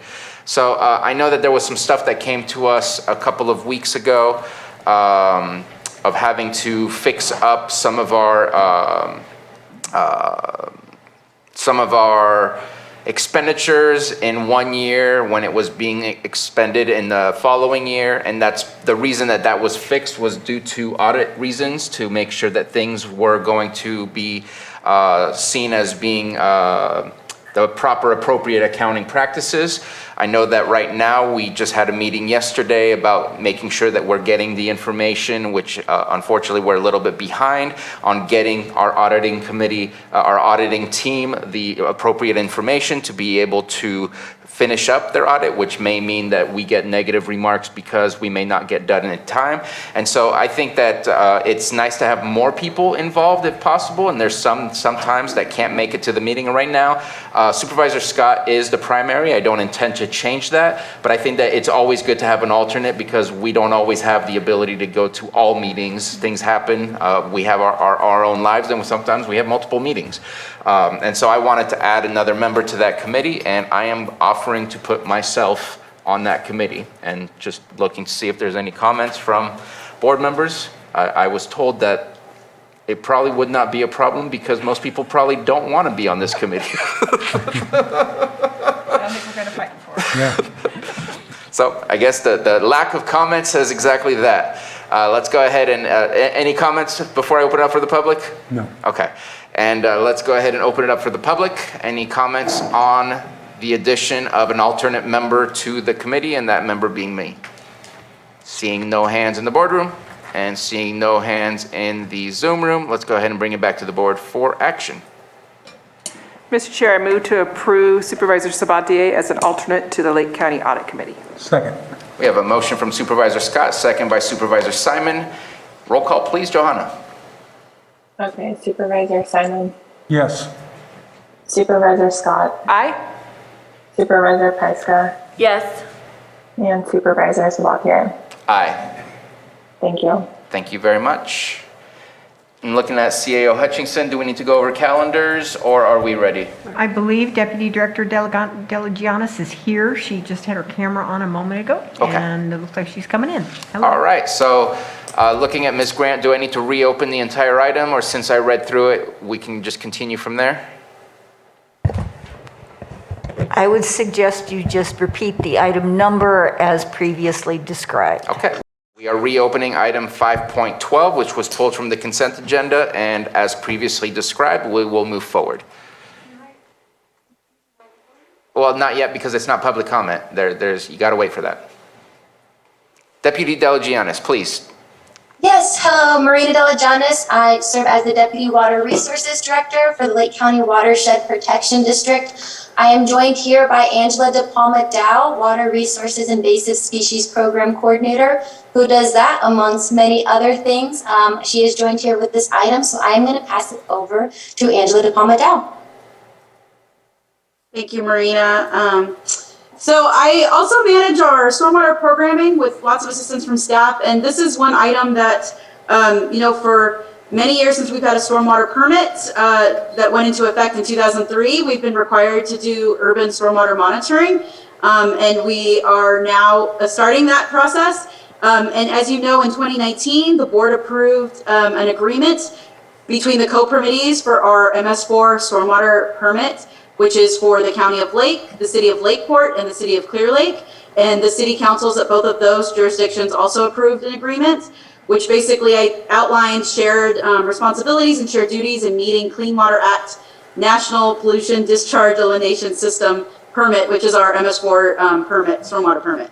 So today we're asking that the board approve reimbursement agreements so that we can jointly pay for the services of both doing urban stormwater monitoring as well as associated orders, which is a pyrethroid, which is pesticides. It's like residential pesticides. There's 6 compound isomers of these pyrethroids that we're testing for. And this is very expensive sampling. And so we have a cost share between the 2 jurisdictions, our co-permittees at Lakeport and Clear Lake, and the county of which will do the sampling.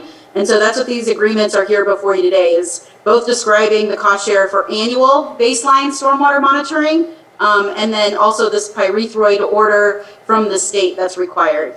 And these materials have already been reviewed and approved by the Management Council, which has 7 members that are made up from both jurisdictions, staff and elected officials from councils and boards. And with that, I can take any questions from the board or the public. Thank you very much. And also the Clean Water Committee is a Brown Act committee that notifies the public for when these meetings do occur.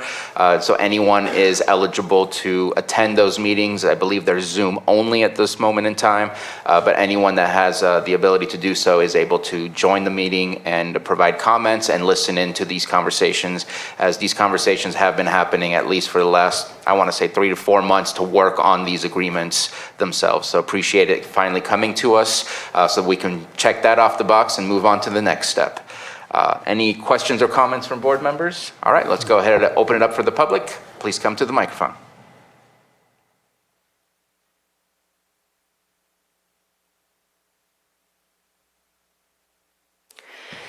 Joan Moss. So the material is, could you pronounce that please better for me? Pesticide? Pyrethroid? What is the material that you're going to sample for? Pyrethroid. And where do we get exposed to it? In the cities or in the vineyards, where do we get exposed?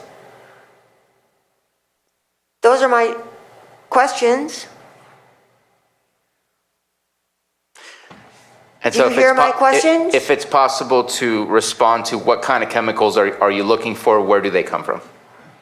So the term pyrethroid is a classification of a group of pesticides. Usually they could be for agriculture pests, also household pests.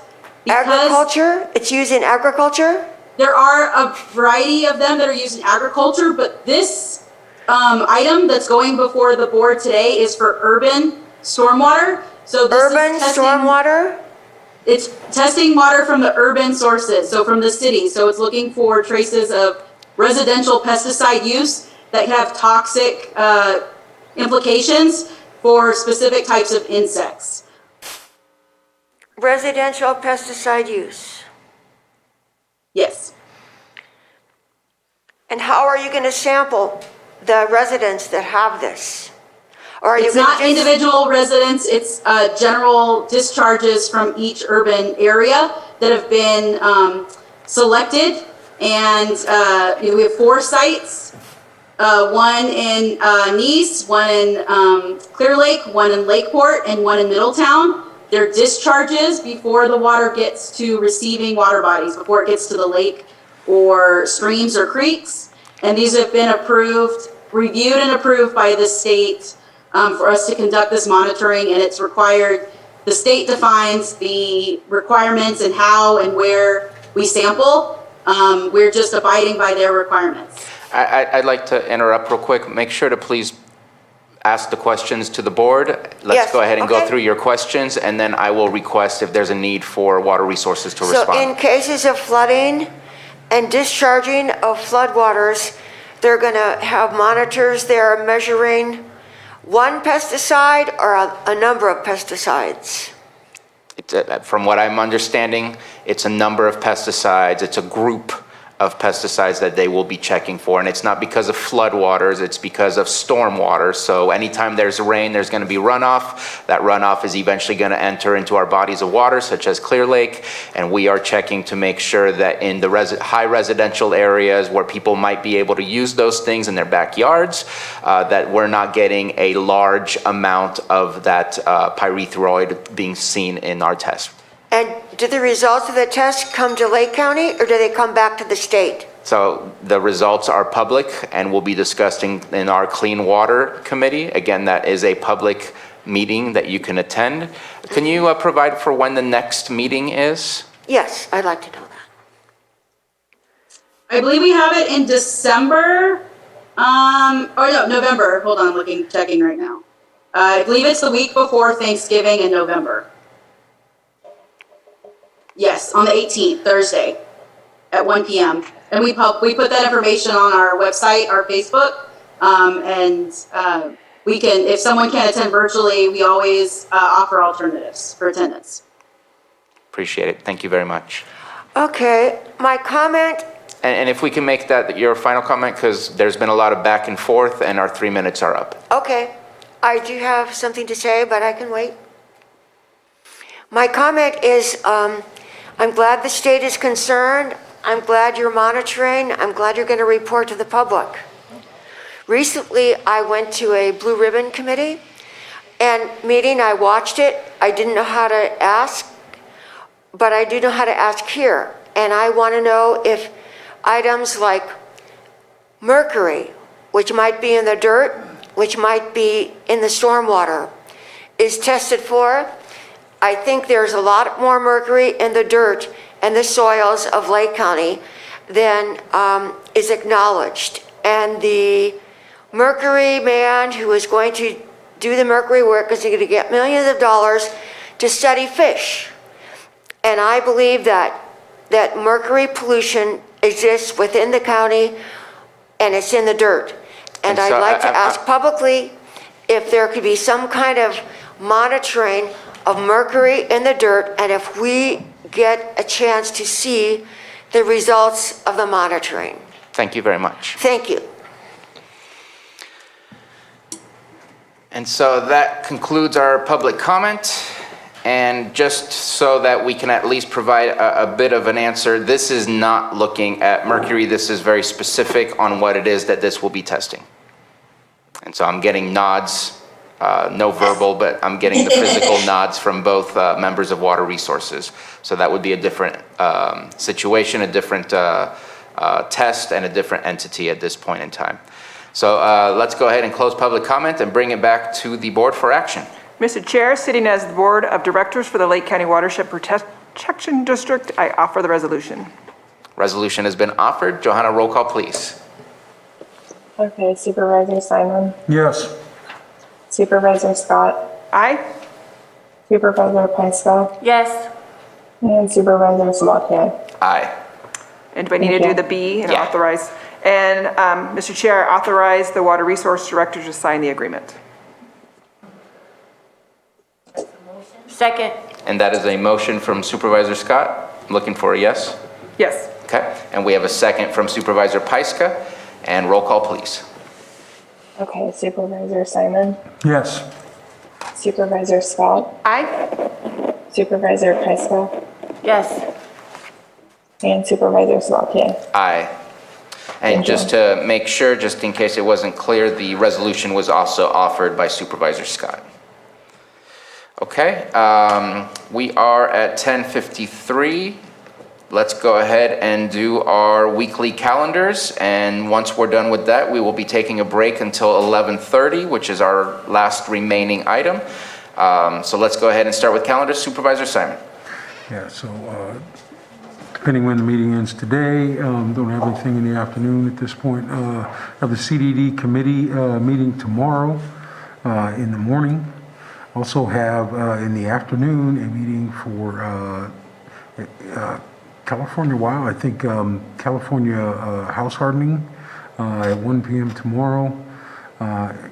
Thursday have the Best Fits meeting in the morning. Well, another meeting popped up too. That's what happens when you're in. From 9 to 9:30, I think I'm going to respond to that. I think it is a meeting with Nancy Pelosi's office. So I'm going to respond to that. All you. I should be able to do that, so I'm going to do that one. And then in the afternoon, we have the Disaster Council at 3 p.m.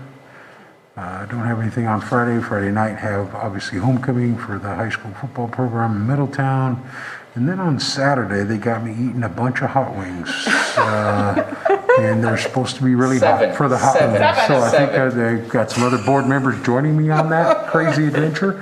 But it's a great fundraiser for some of the nonprofits here in our county, which, as we all know, the nonprofits in Lake County are just, they do phenomenal work. And obviously we support them. And so that'll be a fundraiser we do there. And then back here on Monday for a meeting with Carol. And then in the afternoon, we have set up our CMAC committee meeting. CMAT Steering Committee, I think is what it's called, for implementing the CMAT process that we went through last year. That'll be at 1 o'clock on Monday. And that's the calendar. And back here on Tuesday for the meeting.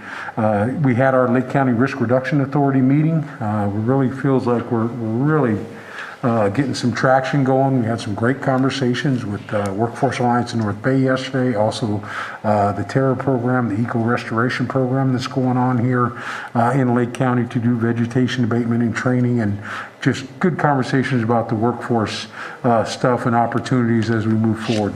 Obviously, we are waiting to hear on our coordinators grant that we put in with the California Fire Council, and then just had a good report from all the groups that are looking to go after multiple grants and bring in funds into Lake County. So excited about the work that's going to be done through the winter into next spring. And also continuing that conversation of Chief Ciancio's project too, of creating the CAL FIRE workforce, the crew that he's looking to put together. And he made the announcement they would be hiring the commander or the chief of that crew. I can't remember the term he used, but they're going to be hiring the main guy to go out there and start just continue pushing that on. So I think that's all great work. And also attended last week the Middletown Area Arts Center, MAC for Lake County, with the arts in South County, but they're made the announcement that they're growing after 7 years to Arts for Lake County, and I think that was a great event. It was well attended by many folks, and as the gateway to Lake County coming over the mountain, I think it's a great opportunity for us to do, just as your projects that are happening in Clear Lake with the Arts Council and throughout Lake County, that we just continue to growing those opportunities for tourism and really growing, who we are here. I've talked about this many times, telling our own story, and I really feel like Lake County is beginning to do that through all the things that are being implemented by this board. So I'm excited about the future. So that's it. Indeed. Supervisor Pyska? Yeah, I have a couple things to report on. We did have a really great risk reduction meeting yesterday. Everybody felt that way, and it feels really good to be deep into this work and to be building this collaborative and have everybody at the table. So it's inspiring and it's exciting. I had a couple of fires in District 5 over the last week, and the amount of resources that came quickly because of pre-positioning and because they are putting so many resources on small fires, they were taken care of very quickly. The one in Canocti Bay Friday night is a big reminder that we still have a lot of work to do with vegetation. It was a little vacation trailer park that I hadn't actually been into before, and the amount of overgrowth there was stunning, and the fact that the fire did not get out of control and get up into the Kelseyville Riviera is also stunning. So huge thanks to all the crews that were out on that, and that we didn't have any wind. And And just a reminder that I heard the great news last night from the weather meteorologist that the storm door is open, and hopefully this brings fire season 2021 to a close, and it's time for us to really get to work and hit all of that work hard over the next 6 months. I know South Lake Fire is working on an online system to expand burn permits, so those will be happening in the next month or so. But really now is the time to make those plans to start getting that work done. Last night I was at the KBA meeting, Kelseyville Business Association. They are really gearing up again to get back to doing some of the things that they did before, and it's very exciting. So Halloween, they're going to be closing Main Street in the afternoon, and there's going to be trick-or-treating and music and a DJ and photo booths, and that's going to be a really fun, safe place for families and kids to go out and trick-or-treat with the the businesses and the merchants that are there. They're also planning on Christmas in the Country Parade. So that's going to be happening, I think it's December 2nd. And bringing that tradition back. If anyone's interested in doing a float, you can contact the KBA. But that's, bringing that Christmas parade back is going to be really special for everybody. The Heroes for Health and Safety event that was on Saturday was really successful. Did you go? I didn't. My son got to try out a fire extinguisher, but everybody was there. All of our helpers on all levels, our public safety helpers, our public health helpers, all of the nonprofits. It's a really special event that every year happens. Last year it was a drive-through. But you can go, you can always get your flu shot. I always make it a point to get my flu shot at that event. So it was just a wonderful event. I want to thank all the volunteers for putting that together again.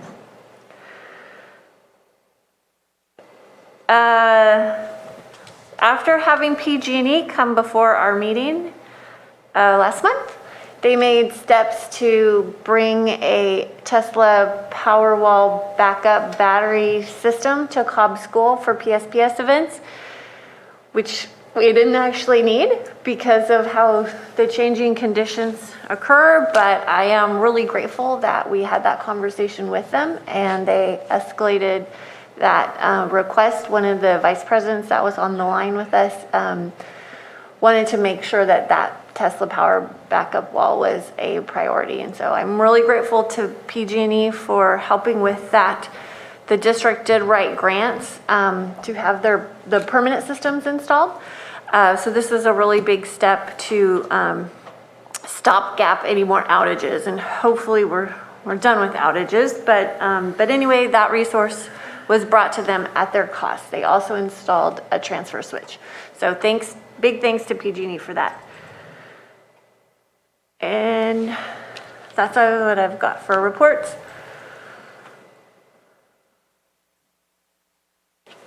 Tomorrow we have the CDD committee meeting. Tomorrow evening we're having the Canocti Park meeting, and there's a few meetings coming up where there's going to be public meetings to get input on how you want your parks to be. So Canocti Mountain Park meeting will be happening at 6 o'clock at Kelseyville Elementary, and anybody that uses the park or wants to use the park, we would really love your input on how we continue to add to that and develop that resource that we have. Thursday morning is our Best Fits grant. We also have our discussion with the TID, with members of the TID and Patrick Sullivan. I have a call with Linda Gentananen about the CWPP update, which hopefully is coming soon. There's the Disaster Council at 3 o'clock. And then I have the Cabaret Council meeting in the evening. So I'm doing the second half of my orientations where I'm going to meet the directors at the facilities and meet the staff. So I've been working on that the last couple weeks, and this Friday I'm going to be touring DSS. And that's that. And then Monday, the CMAT meeting, I may meeting with Carol, and then back here on Tuesday. Your orientation is not complete until you've done the frog jumping contest at DSS, by the way. I agree. Let's go with Supervisor Scott. Tonight I'll be attending the Lakeport City Council meeting. Tomorrow I'll be spending the morning with the Seroptimus, cutting blankets for Totes for Teens. In the afternoon, I'm hoping to attend the Chamber Mixer, which I believe our new CDD director will be speaking there. On Thursday at 9 o'clock, I have the Lake County COC Executive Committee meeting at 9, diversity training at 1, and then the Mental Health, Behavioral Health Advisory Board at 3. On Friday, it looks pretty open for me during the day. I'll be going to Fort Bragg for football that night. On Saturday, I will also be at the Hot Wings Challenge, looking at my other board members to be eating my chicken wings. Hopefully I can talk them into doing that. And then on Monday, the 18th, I have a Zoom meeting with some constituents, and at, hold on, 3 o'clock I have interviews. We'll be interviewing for the executive director of First Five, starting at 3, and then my Scotts Valley community meeting that will be held on Zoom at 5 o'clock, and then back here on Tuesday. Thank you very much. So pretty light agenda for me in the following week. A lot of doctor's appointments and stuff like that, so that's why. But agenda review on Wednesday, going to take part in the Clear Lake Cyanobacteria Task Force meeting happening, as well as a marketing committee meeting over in the city of Clear Lake. Probably going to work on finalizing the trunk or treat that's happening on October 31st for Halloween for the kids and the adults.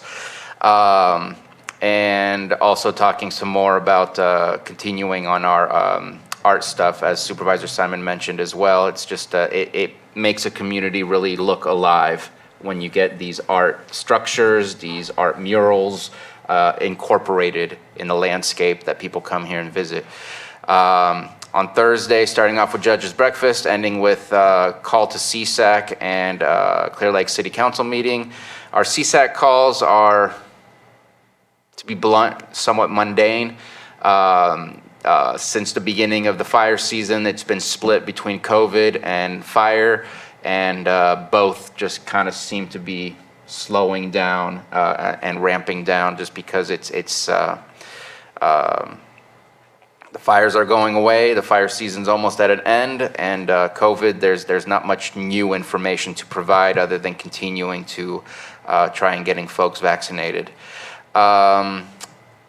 Friday looks like I'm meeting with some cannabis folks, and then also having an interview with public health based on tobacco cessation, and then more doctor stuff. Hot Ones event on Saturday. I'm sure on Sunday we're all planning to take that day off to recover from the Hot Ones. And then on the 25th, just getting myself ready, meeting with CAO for our Tuesday meeting on the 26th. And with that, that finishes all of our items except for our 11:30 item, which we will take a break for. What I'm thinking is that we can take that we're gonna go into closed session, and I think that we can handle doing 8.1 and 8.2 and then taking a break to 11:30. I'm looking at Ms. Grant because I think those items will be fairly short from my understanding in our previous conversations. I think that you may, depending upon how long your break is, be able to do 8.1, 2, and 3. Okay, well then I will. That's up to your board, And so obviously. also to let the public know, 8.4 will be postponed. We did agree to a new policy rule that all 5 board members need to be present for employee evaluation. And so 8.4 will be postponed to a future agenda item at a future date. Not a specific date that I can state right now. It all depends on what that agenda looks like. So let's go ahead and read through. 8.1, conference with legal counsel, existing litigation pursuant to Government Code Section 54956.9D1, City of Clear Lake versus County of Lake et al. 8.2, conference with legal counsel, existing litigation pursuant to Government Code Section 54956.9D1, Fleisch versus County of Lake. 8.3, conference with legal counsel, existing litigation pursuant to the Government Code, Section 54956.9D1, Center for Biological Diversity et al. Versus County of Lake et al. And with that, we will go into closed session and reconvene our open session at 10:30 p.m. A.m. 11:30 a.m. I got all of that wrong. I apologize. All right. Thank you very much, Sam, for getting us back up and running.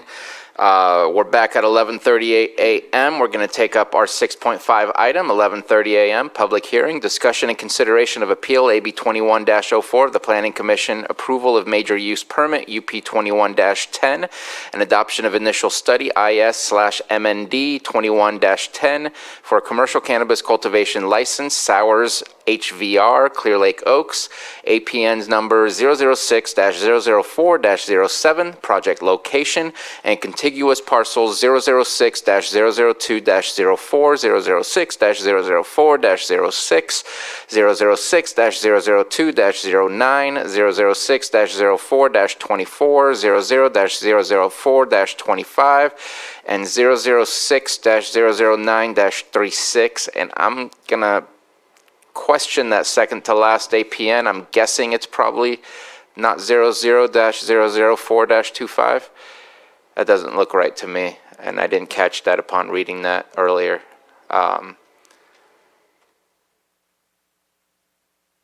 Just want to make sure we say the right.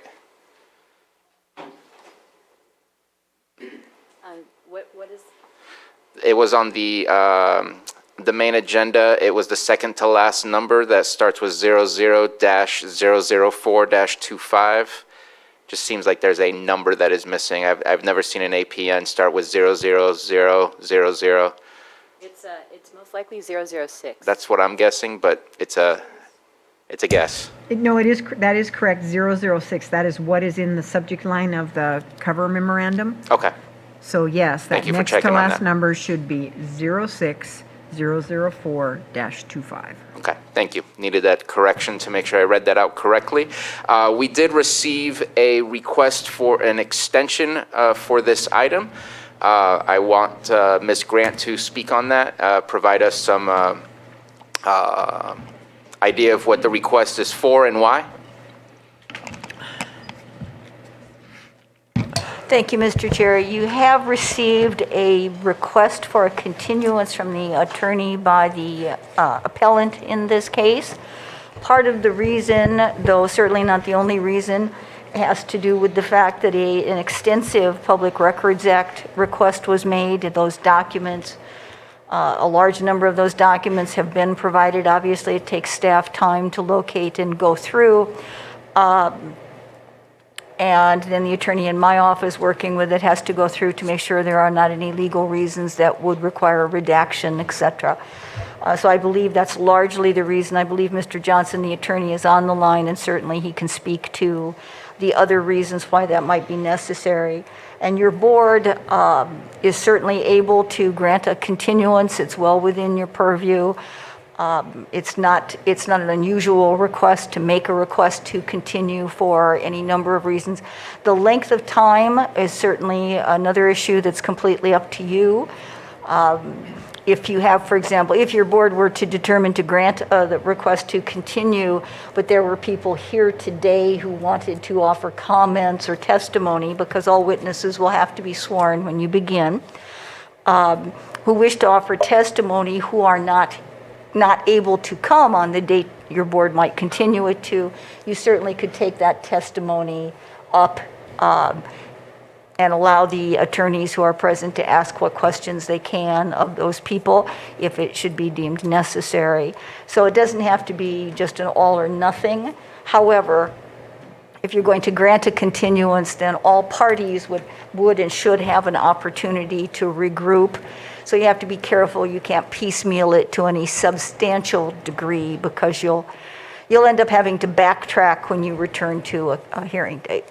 Okay, and in the extension letter, I believe it requested for 11/16, is that correct? I believe that's correct. Okay, I just wanted to make sure that the rest of the board was aware of that, and I think we all received an email about that. I will just speak quickly that with the fact that it's an unfortunate situation and for absolute good reasons, I don't think that Supervisor Crandall had a choice in being absent today at all. This is an important project in his district, and I think that he needs to be here to ask questions. So to do a portion today and a portion another time just seems like that would take away his ability to ask those questions directly rather than just reviewing on video. So I am in favor of providing the extension, whether it's through November 16th or not, I don't know. What kind of timeline does your staff need to finish up the PRA? I think that Supervisor, that it's largely emails that have been left, and I think they number in the hundreds still, but certainly by the end of this week, all documents that are responsive to the PRA will be provided. So that would be by Friday close of business at the latest. I guess my next question goes to CAO Hutchinson on what that, I do have an idea of what that agenda looks like, whether or not it's changed a lot since that last viewing, and what does the 2nd of November look like? One moment. Because I would like to bring this to a close as quickly as possible with a final decision. And so if all the information is provided at that point, I think it's good for us to be able to move forward and bring this back to the board, but I also want to make sure that it fits within the range of stuff that's already on there. Ms. Grant? And Mr. Chair, you may also wish to inquire of the project applicant in terms of continued hearing dates to ensure that it's not an issue. Yeah, for both, for all. Right. So we're looking at both November 2nd and November 16th dates, yes? Or the 26th, but I'm thinking the 26th might be... 23rd? No, I was looking at the 26th of October. October 26th. Okay, yes, thank you. I have that one right here. Thought I was on the wrong month again.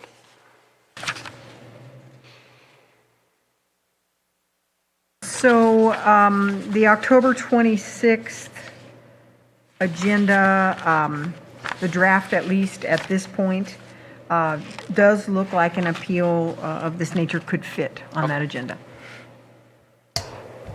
Mr. Chair, if I may, if your board Please. determines to continue it just a week, I'll put additional staff on the Public Records Act request, and those records will be provided to the appellant by close of business tomorrow. Okay. And before I open it up for the appellant and applicant, as well as our CDD staff, I think it's important to understand whether they have the capability to be here for this as well, because that's very important. Do you guys agree on 1026? Do you guys think that's too quick? I'm just kind of looking to poll before asking for others to respond to that as well. I agree with the 1026 date. I do believe that Supervisor Crandall needs to be present for this decision. My thought is to give it a little bit more time.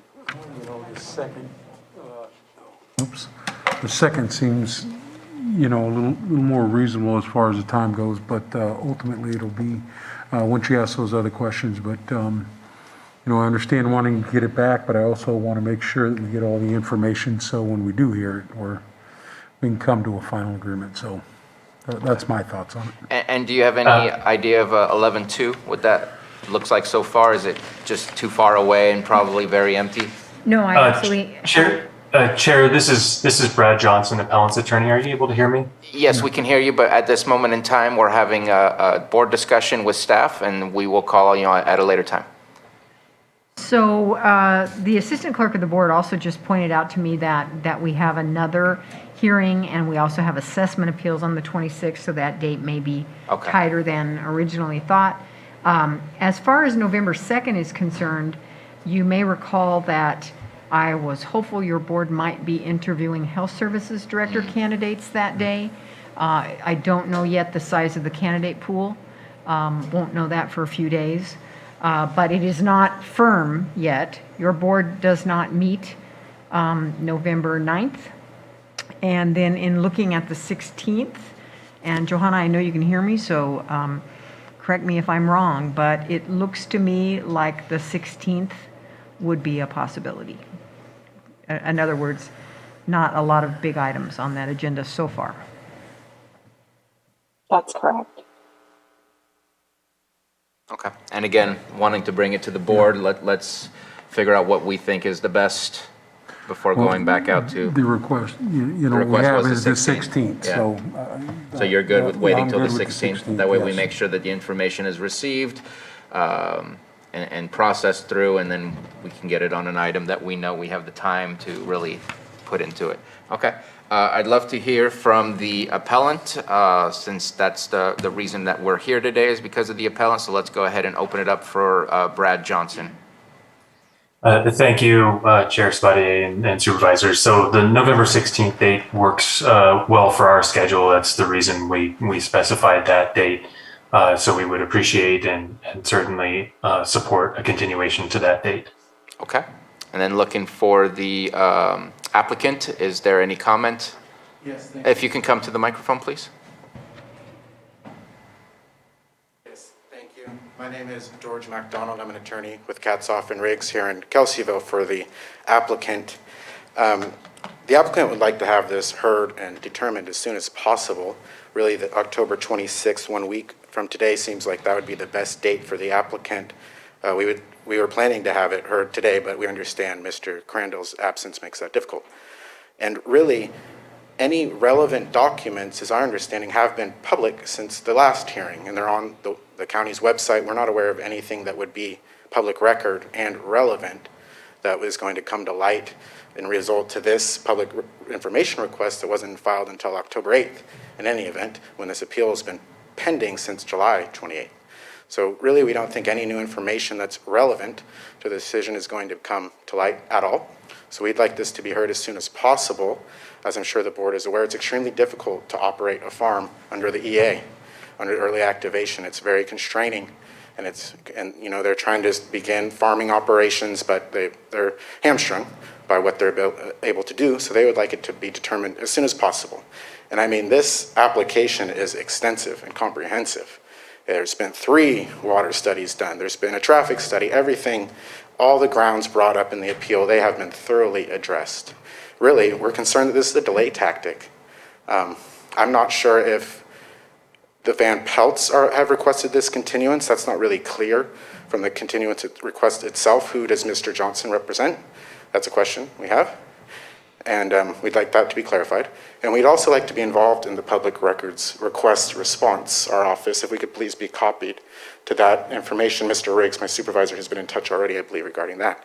So that's the applicant's position, is they'd like to have this decided as soon as possible. They're ready to proceed. We're not aware of any more information that could possibly be done. I mean, study upon study upon study has been done. So they'd like to proceed forthwith, and with respect to the continuous, we do request a clarification about who exactly is requesting that. Thank you. And so one of the questions I wanted to ask is, are you available on November 16th? I want to make sure that... So November 16th is somewhat problematic for the applicant. There is a conflict on that day. We will make it work if that is the day. However, the 26th and the 2nd would be better dates.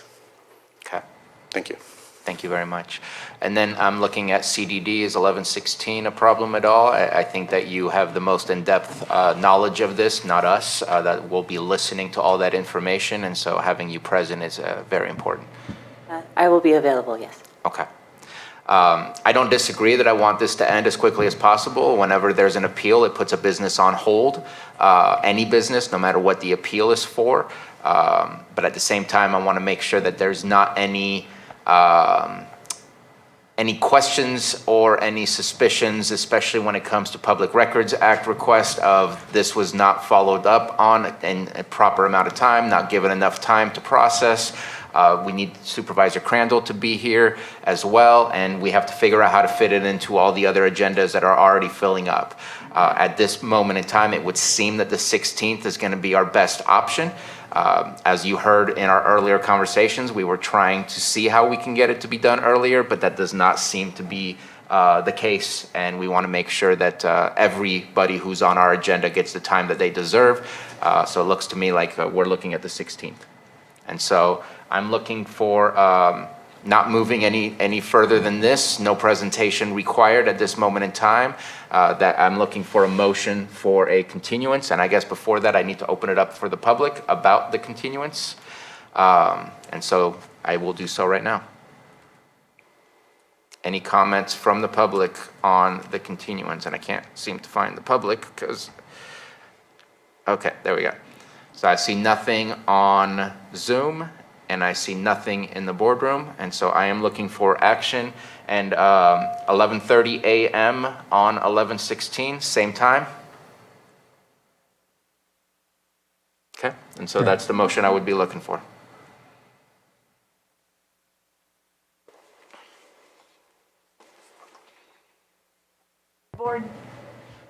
Your board can move to approve the continuance of this matter, item 6.5, to November 16, 2021 at 11:30 a.m.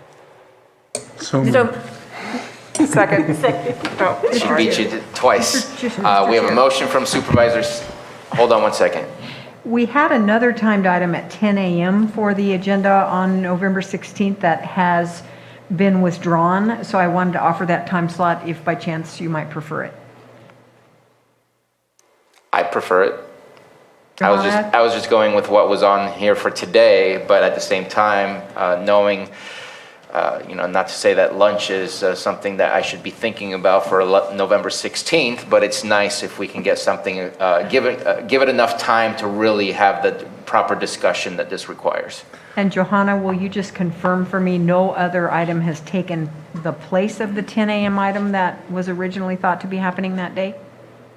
I would suggest having this one at 10:15, just in case I need to still put that item on the agenda. Okay, I need 10:15 to check with the 10:15? assessor. Yeah. Mr. Chair, I'll amend my motion to include the 10:15 a.m. item on the 16th. Second. Okay, we have a motion from Supervisor Simon and a second from Supervisor Scott. Johanna, roll call, please. Okay, Supervisor Simon, Yes. Supervisor Scott, Aye. Supervisor Pyska, Yes. and Supervisor Sabatier. Aye. Thank you. And thank you, everybody. And that concludes item 6.5. Until then, we will be going back into closed session, and we will be doing items 8.2 and items 8.3. Conference with legal counsel, existing litigation pursuant to Government Code, Section 54956.9D1, Fleisch versus County of Lake. And 8.3, conference with legal counsel, existing litigation pursuant to Government Code Section 54956.9D1, Center for Biological Diversity, et al. Versus County of Lake, et al. Mr. Chair, may I ask that the board also briefly take up 8.1, conference with legal counsel, existing litigation pursuant to Government Code 54956.9D1, City of Clear Lake versus County of Lake? You read it faster than I did. Yes, we will also be taking up item 8.1. Was there action? Was there any action on what? No action from the previous closed session. I'm sorry? You'll tell me at the end. We will tell you, we will come back in public if there is any action to take, yes.